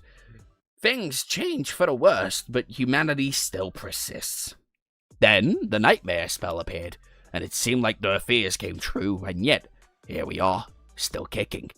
Humanity is far more tenacious than you think, Master Sunless. That was it. Humanity is incredibly adaptable, resourceful, and stubborn creatures. They tend to cling to life so ferociously that eradicating them was often a futile endeavor. But not always. Sonny glanced at the professor darkly. Humans are used to inhabit the dark realm are tenacious too. Where are they now? The old man did not seem to have an answer, but he just sighed dejectedly. After a while, he asked, So, are you going to grant my wish, or not? Sonny remained silent for a bit, and then he scoffed. Why do I have to choose whom is kept alive? I'll just have to make sure to save everyone. There's no need to decide between you and Beth, so why would I? Professor Obel looked at him with a silently somber expression. That might be unreasonably ambition, young man. That might be an unreasonable ambition, young man. Sonny shrugged, his expression nonchalant. This whole campaign is an unreasonable ambition. Should we have just given up? The old man studied him for a while, then suddenly smiled. His smile, for some reason, seemed a bit brighter than usual. Indeed. That is also true. At that moment, Sonny glanced at the 3 people sleeping in the infirmary and frowned. His eyes seemed to grow a little darker. Deactivating his communicator, he looked at Professor Obel and said in a calm tone, I think it's time for you to go, Professor. I have some matters to attend to. Thanks for the food. The old man lingered for a moment and then nodded and stood up. As soon as the door closed behind him, Sonny summoned the moonlight shard and walked over to the sleepers. It seems as though 2 of them were waking up, whether as people or as nightmare creatures though. That Sonny did not know. So many people are gonna die.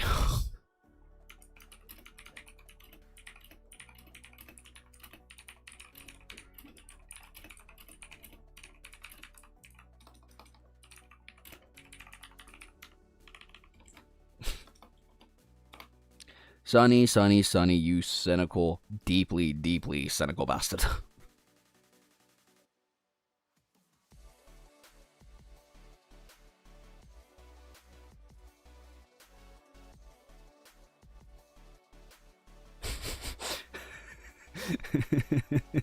I love that. That's great.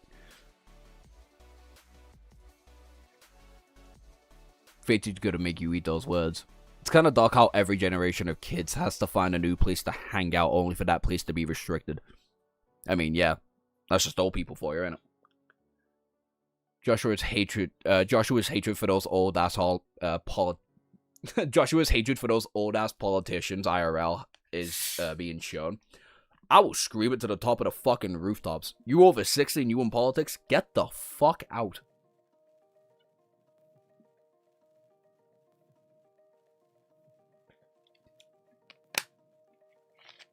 You have no business leading a country. So fuck off. A man cannot kill a god. Not even you.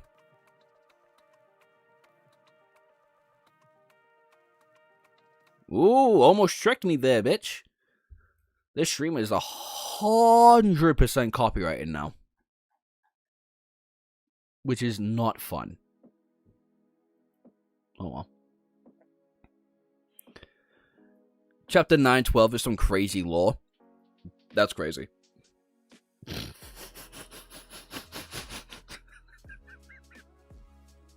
Sorry. Chapter 912. Soul of a Man. The first infected was a young soldier from Sergeant Green's unit. The other two were refugees. The man was in his 30s and a woman who seemed the man in his 30s and a woman who seemed old enough to be Sonny's grandmother. All three were outside the usual age for a sleeper, but the soldier, at least, was young and strong. Don't worry, big dog, I got you. Go. Ovi, come on. Ovi. Go.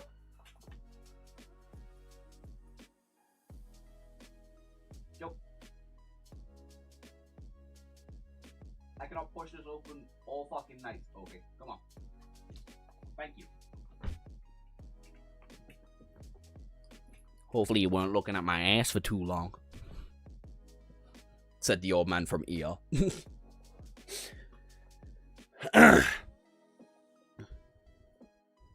All three were outside. Oh, yeah. It was a mystery to why the spell had eventually settled for teenagers of around 16 to 18 years old after devastating the first generation indiscriminately. But back then, younger people had more than likely survived. Humans might not have the reason, but they were very good at gathering statistics. Perhaps it had been, perhaps it had to.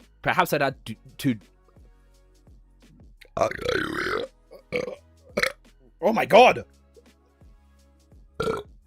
Oh my days! How long's your stream gonna be until we get to 9:15? It was a It was a mystery to why the spell had eventually settled on teenagers around 16 to 18 years old after devastating the first generation indiscriminately. But back then, younger people had been more likely to survive. Humans might not know the reason, but they were very good at gathering statistics. People had something to, perhaps it had something to do with the soul.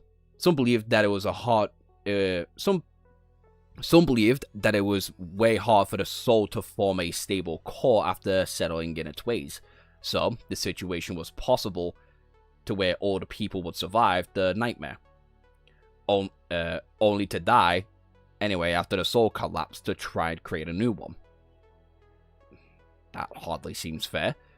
But fairness was a human concept. In the end, the spell had its own principles, which was not always concise, which would not always coincide with what humans considered just. Currently, the soldier and the male refugee were staring, as if on the cusp of waking up. Sonny observed them from above, holding the moonlight shard in his hand. He was strangely fascinated. To his eyes, the change happening to the soul of the sleepless were revealed in detail.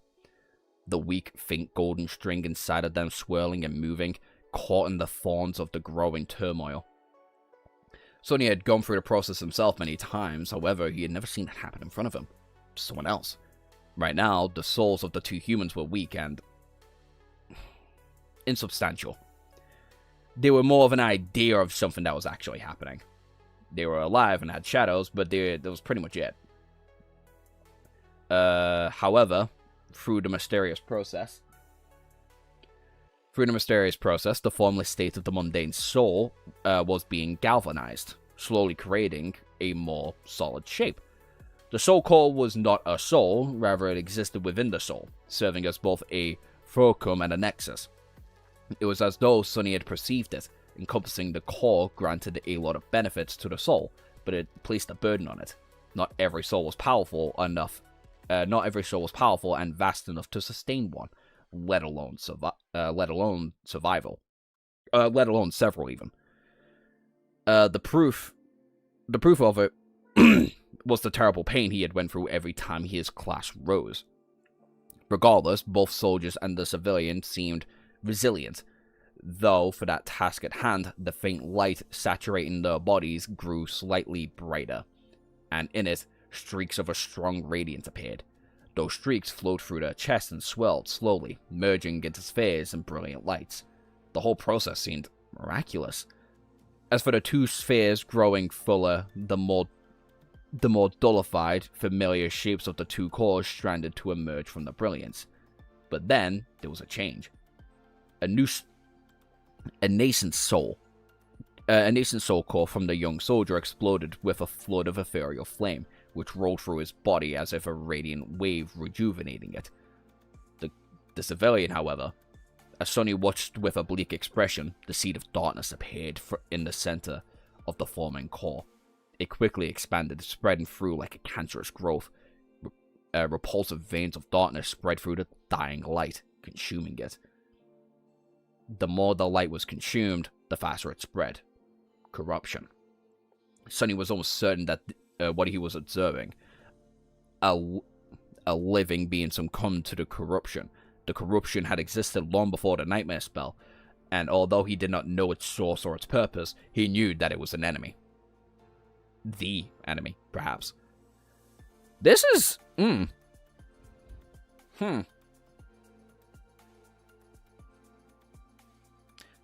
Interesting. Alright.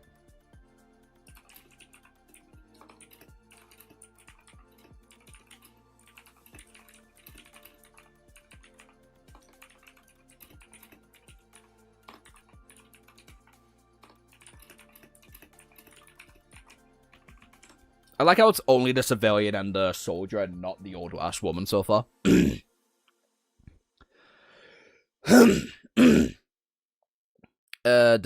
Sonny suspected that he had come very close to becoming a corrupted himself on the second level of the Ebony Tower. The terrible rot that had been eaten through Weaver's arm and forced the cunning diamond to serve it. Had it not been the same thing, only far more pure and harrowing form. As Sonny watched, revolting tentacles of the corruption spread through the body of the man, becoming one with it. Then, the body started to change. The skin turned dark, the teeth suddenly elongated, piercing through his lips, and the bone crack, rearranging themselves. Before anything else could happen, though, the narrow blade of the moonlight shard pierced through the man's chest, going straight through the heart, and forming soul core, now paralyzed by the corruption, was torn apart. The grotesque body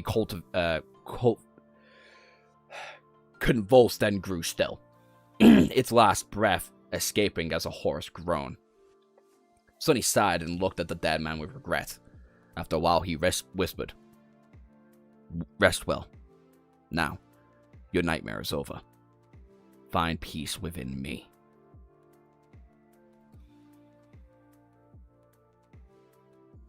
He's not said that since the Hollow Mountains.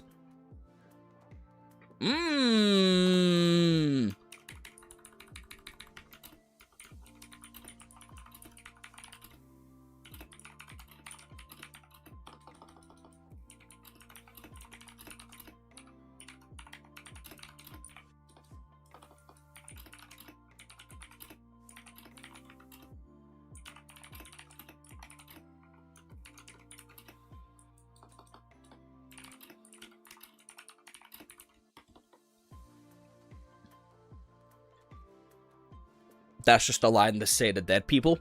Is it? Fuck. For Sonny in particular, that is a crazy ass line to say. Sonny lingered for a few moments, then glanced over at the other one. Everyone seemed to be going fine for the young soldier. His soul core was all but formed. There was a faint stream of weak essence coursing through his body, the body itself being rebuilt by it, growing healthier and stronger, getting one step closer to perfection. Before too long, the convoy would welcome another sleeper. Sonny remained motionless for a while, then dragged his chair closer and sat down. Dismissing the moonlight shard, several shadowy tendrils rose from the ground and dragged the corpse of the unfortunate refugee away. Come to think of it, they were not too practical at such a task. A simple tentacle was the easiest shape to create and demanded the least essence to maintain, but came short in terms of function and versatility. Maybe he needed to come up with a better shape.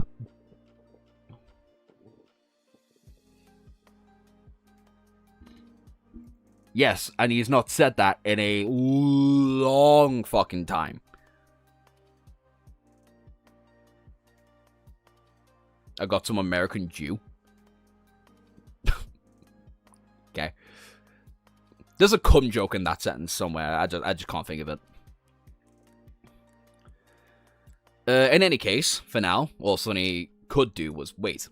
Suddenly, he felt very tired. By that time, the first of the shadows was had already returned from its trip to the peak of the nearby mountain. So he closed his eyes and observed the infirmary through it. A minute passes by, and then another, a few more, and everything was quiet. Sometime later, the soldier slowly opened his eyes. A hint of consciousness returned to them, and the young man looked around in confusion. The scarily lit room, the rusted metal walls, and the 3 makeshift coats, one of them drenched in blood, and a pale youth sitting on a luxurious chair, as if a humble throne. The youth seemed almost like a human. Was he a human? He closed his eyes. Was he alive? Or was he a corpse? He was both alive and a corpse? At that moment, Sonny said, "What are you looking at?" The soldier flinched away, then shivered. He asked something stupid. "Am I dead?" Sonny frowned. Well, it is not surprising that the guy was confused. He had been lost on the first nightmare for several days. For all the poor fool knew, the convoy was still driving towards LL-49, racing to the rendezvous with the Andre. He had slept through the meeting of the irregulars, Sonny assuming command, and the short journey to the bunker. To him, everything would appear strange and frightening. With a sigh, Sonny opened his eyes and leaned forward. Then he slapped the soldier across the face. Not too hard, just enough to feel it. As the young man yelped and grabbed his cheek, Sonny looked at his head. Would it hurt if you were dead? You're lucky enough to die. You were not lucky enough to die, fool. Welcome to the waking world, sleeper. Whatever your name is.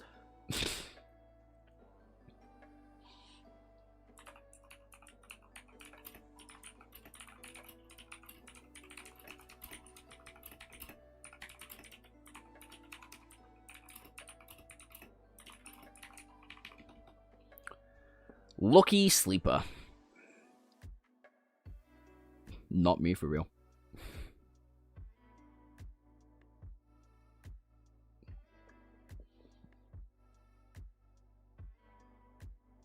It's the Rizzler.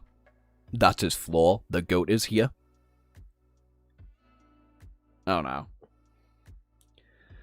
Chapter 9:13. Lucky Sleeper. Let's just move you over there. The devils were the only awakened in the convoy. So the newly returned sleeper, who had no one else to learn from, after finding out that the young soldier's aspect had to do with melee combat, Sonny sent him to Bell and told the swordsman how to show him the ropes. The sleeper was in a strange position. He was not a mundane soldier anymore, but he was not a true awakened. He had an aspect, an ability, and was capable of summoning memories. However, his powers were barely enough to face a dormant nightmare creature. The potent memory and active enchantments were wasted on him. Whenever I was killing fallen devils left and right as a sleeper. I mean, he's not wrong. Sonny snared. Of course, no matter how much he wanted to, he could not hold everyone to the standards of the Forgotten Shore survivors. Everyone who escaped from that hell was abnormal. And from every one of them that had, there were hundreds of them who were not. In any case, the sleeper was at least capable of watching over the refugees, lessening the burden of the irregulars. To make his task easier, they had bestowed a few memories to the young man. Now he was wearing sturdy snakeskin armor and wielding Bell's spear sword. He had an enchanted bow and a quiver of poisonous arrows, as well as a magical lantern and a charm to protect him from the cold. If there was one thing the irregulars did not lack, it was memories of the lower rank. Pretty much every battle they had fought resulted in at least one or two of them receiving something. Most of these memories were useless to the members of the cohort. Whoever's equipment had been high quality even before Sonny improved them. But they were just right for a new sleeper. There was enough to arm several more, even. Come to think of it, Sonny had been mostly paying attention to the human toll of the rampant proliferation of this spell had levied. But on the other side of the epidemic enduring Antarctica as well, before too long there was a lot of sleepers, like that one on the continent. So many, in fact, that their numbers could potentially rival the evacuation army in the future. That belated realization gave him a pause. Those who fought for the future, however, for now only cared the convoy and its fate. The convoy was not going to make thousands of sleepers protected anytime soon, but they've had enough of them to form a cohort of their own one day. Well, I better tell Bell to do a good job mentoring that guy then. With that, he threw the thought of the sleeper out of his mind. For now, there was a lot of things to do and not enough time to do it all. In the morning, Sonny sent Quentin, Samara, and Kim to take a look at the vehicles of the convoy. Each of them had been inspected, serviced, and hopefully repaired well enough to make the journey to Embers Field in one piece. At the same time, he assigned Dom and 20 of Gurn's soldiers to explore the bunker and see if there's anything inside that would be recovered and used to their benefit. The underground complex had stood abandoned for half a century, at least. But there was a possibility that a few intact pieces of machinery remained ready to be cannibalized to repair the vehicles. There could also be untouched caches of preserved provisions, and so on, not to mention the carcasses of nightmare creatures that needed to be dressed and dismantled. Every member of the cohort already had the core saturated, so there was no use for them remaining soul shards, so we fed them to the rookie sleeper. And just like that, the young soldier was going to consume hundreds of soul fragments in his very first day after returning from the nightmare. What a lucky bastard. I think I'm getting the gist of this guy's ability.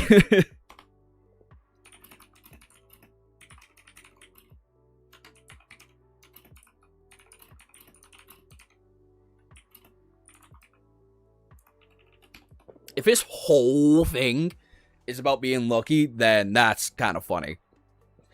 Later, Philip. If his whole thing is that he's lucky, that'd be crazy. Embers is based off the Greek mythology and one of the main entrances to the underworld. I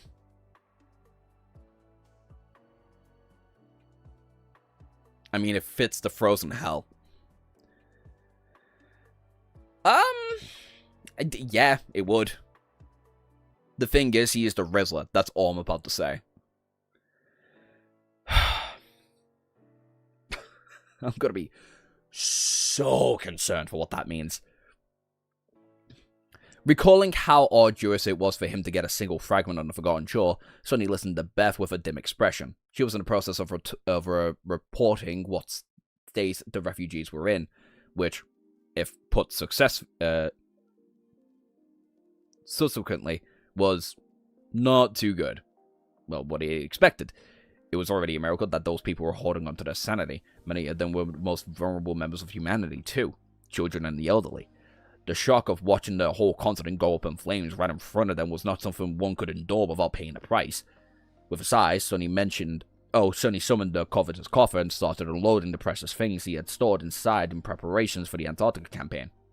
Quality food, sugar, salt, spices, dried fruit, chocolate, tea, coffee, toiletries, expensive alcohol for special occasions, and much more. He had prepared a lot, thinking about the stash was going to the last cohort thinking that this stash was going to last the cohort a year. There was affordable furniture with spacious field tents and a few things to make leisure time between missions more enjoyable. Beth watched more and more items appear from the average-sized chest with wide eyes. Sonny, meanwhile, felt extremely bitter.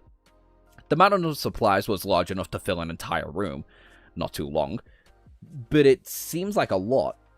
But hundreds of mouths to feed, it was barely enough to sustain the refugees for a few days. However, the supplies were not meant to sustain them. Sergeant Gen had that covered, what even if the civilians had to eat was synth paste broth. And all they had to drink was filtered water.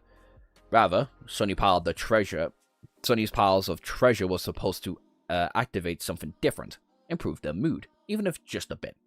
Enduring the apocalypse was much more bearable if they had some toothpaste and a clean toothbrush. Although the sentiment seemed nonsensical and foolish, it was nevertheless, somehow, true. Sonny had experienced that factor himself. Here, Totegi and distribute the stuff among the civilians. Tell the cooks to set up the game too. I want the next few meals to be really tasty, until we leave the bunker at least. Beth, who was staring at the packet of cheap-scented soap, as if memorized by it, slowly nodded. Yeah. But I will. Huh? Sonny chucked. Sonny sighed and flicked and clicked his fingers a few times, fruitlessly trying to get the young woman's attention. Damn, did I slap her too hard too? Fucking Christ, Sonny.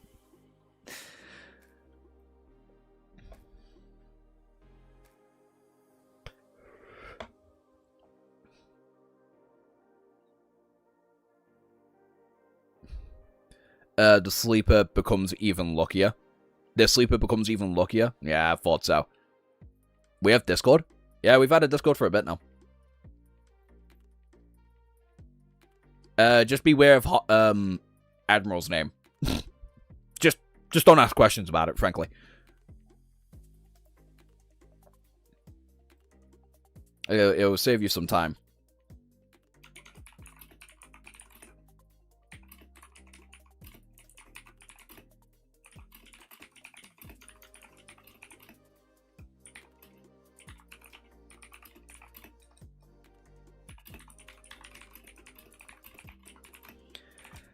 I love how every single chapter goes by.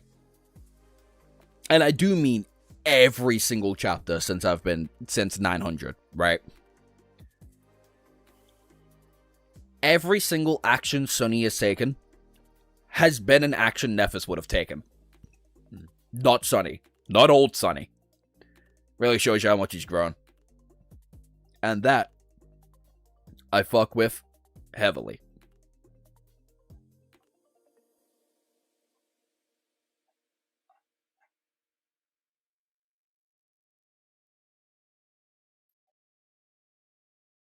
Fares.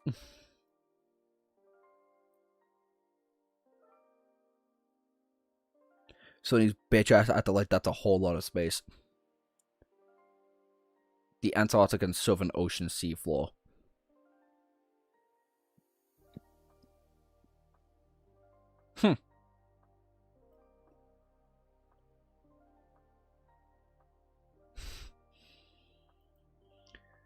Anyway, chapter 914. Moving on. Oh no, I don't like the wording of that. Vile Nephilim made him copy her vile and loathsome thoughts and tendencies. They rub off on each other, right, Josh? Yeah. Yeah, you can say that. Yeah, they rub off on each other quite well. Often, dare I say. Anyway. Gotta do something when you're bored. In the end, they stayed in the derelict bunker for 3 days. The vehicles of the convoy had turned out to be in a worse state than Sonny had thought, so it took quite some work for Kim and Samara to get the shape with Quentin's help. The patchwork repairs they had implemented was not pretty, but at least the transports were not going to fall apart on the road, stranding dozens of refugees and bringing the convoy to a halting stop. In the freezing cold at the polar night, stopping meant death. That was without even considering the swarms of nightmare creatures prowling in the dark. The world itself was more happy to kill them. Throughout these few days, Sonny continued to monitor the surroundings and diligently update his map.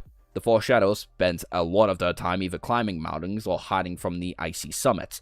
He knew for a fact that the Shadows did not experience getting cold, and yes, Sonny could not shake the feeling that the gaze they threw at him for a time from time to time were less friendly than usual. Tough. You do as you're told. Don't complain, bastards. I fucking love the shadows.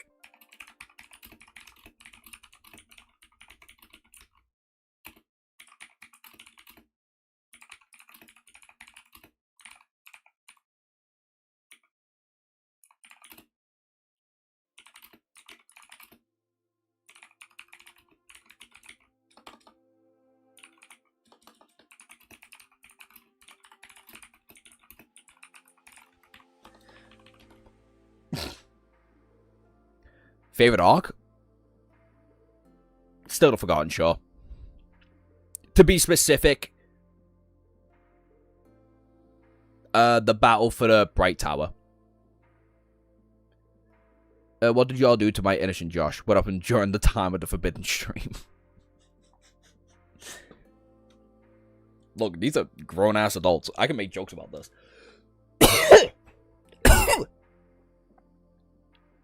Absolutely fair. Pinch much?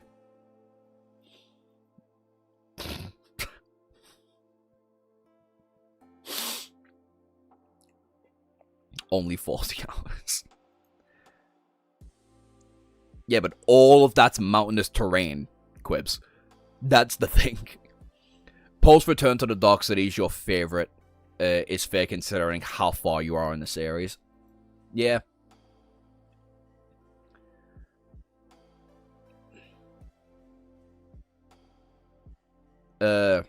He was not a very friendly person himself. Days spent in the bunker were strangely uneventful. There were no large hordes of nightmare creatures in close proximity to it, yet whenever a small swarm passed, they were not as strong enough to pose a serious threat.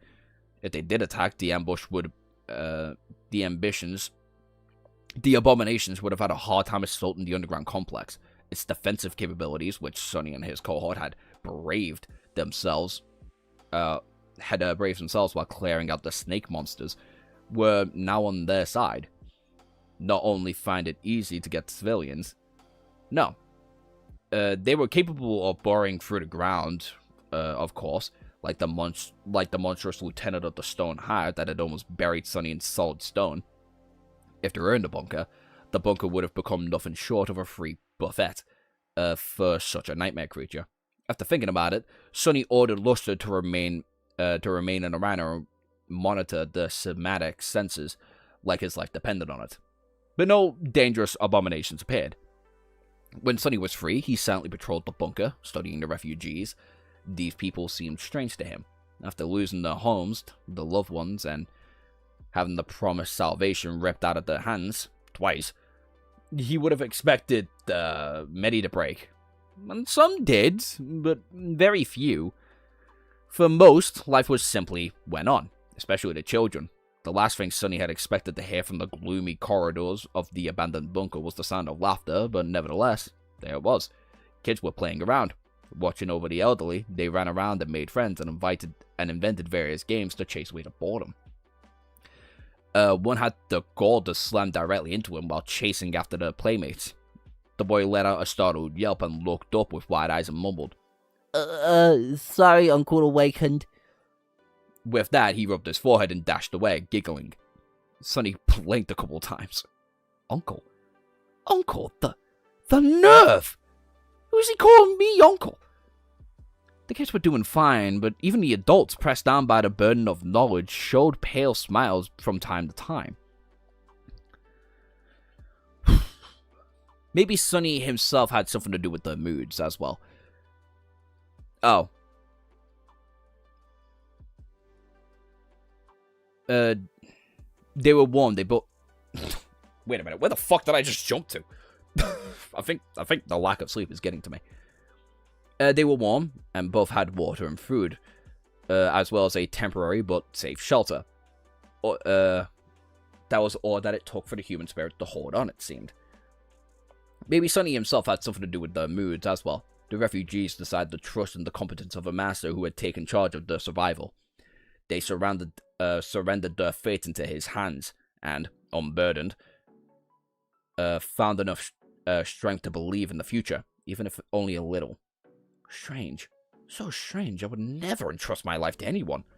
At the end of the third day, Sonny gave the command to start preparing for the immediate departure. That decision was met with a lot of turmoil, both in the civilians and the soldiers. Even his own men spoke up. Sir, if I may?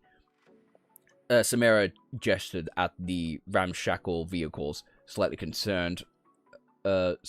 Slight concern apparent on her usual nonchalant face.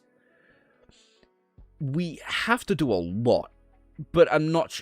we have done a lot, but I'm not sure that we're... I'm not sure how well our repairs will hold. If you give us like 2 more days, maybe even 1, we will accomplish much more. Beth and Sergeant Graham were firmly in the favor of postponing the departure for a few days. The people are starting to come to their senses. A few more days of rest will do wonders for both their mood and their health. We have a lot of old people here, you know. They require care. But Sonny was adamant. He simply shook his head. You don't get it. We must leave now. There's a huge horde of nightmare creatures moving from the east, and another one coming down from the north. If we go now, we have a chance of slipping past them before they arrive. If not, we will simply drown in abominations. Do you actually think that they won't find us underground? Or even that 7.5 waking... Or that 7.5 waking can stop them? Wake the hell up. Stop loading people into transport. That's an order. No one would challenge his authority. And no one had any reason to. While hard to accept, his words were true. Which was to be expected, considering that Sonny could not lie. He would have loved to lie and manipulate these people, but sadly, he only manipulated them by telling the truth. Weirdly enough, he was starting to earn a reputation of a rough but fair leader as a result, who would be more dependable than the devil after all. That wasn't even fucking English. I don't even know how the hell I did that. Who would be more dependable than the devil after all? After 3 days of some rest, the back-breaking work to prepare the convoy for the journey ahead for others, the small fleet of vehicles finally left the hangar of the old bunker. The blizzard had yet to come back, so the position was instantly revealed to everyone who would bother to look, cutting the darkness with beams of light and tearing the sound apart with the rumbling growls of powerful engines. The convoy moved north. The long journey had begun.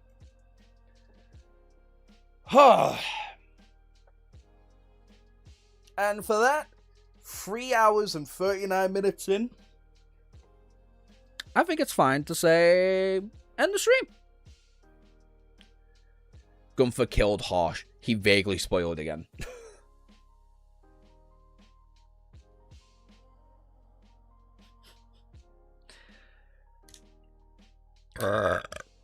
Sonny gets off being underestimated.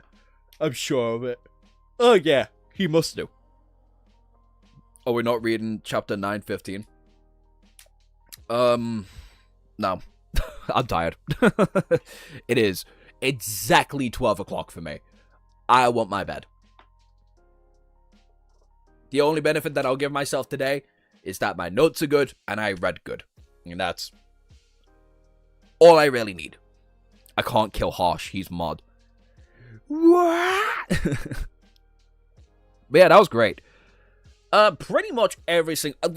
Like I have been reiterating for ages now, every single chapter has been nothing but leading and showing Sonny how similar he is to Nephis right now when they've been put into the exact same role.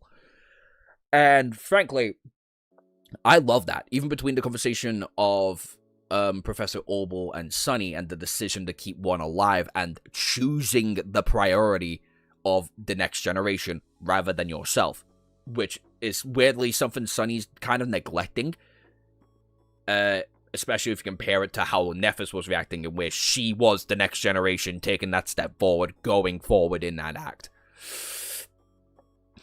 I really do love the interaction between characters like Orbel, Kai, and the other mundane civilians. It's a good change of pace from having him being secretive and grumpy. Oh yeah, definitely.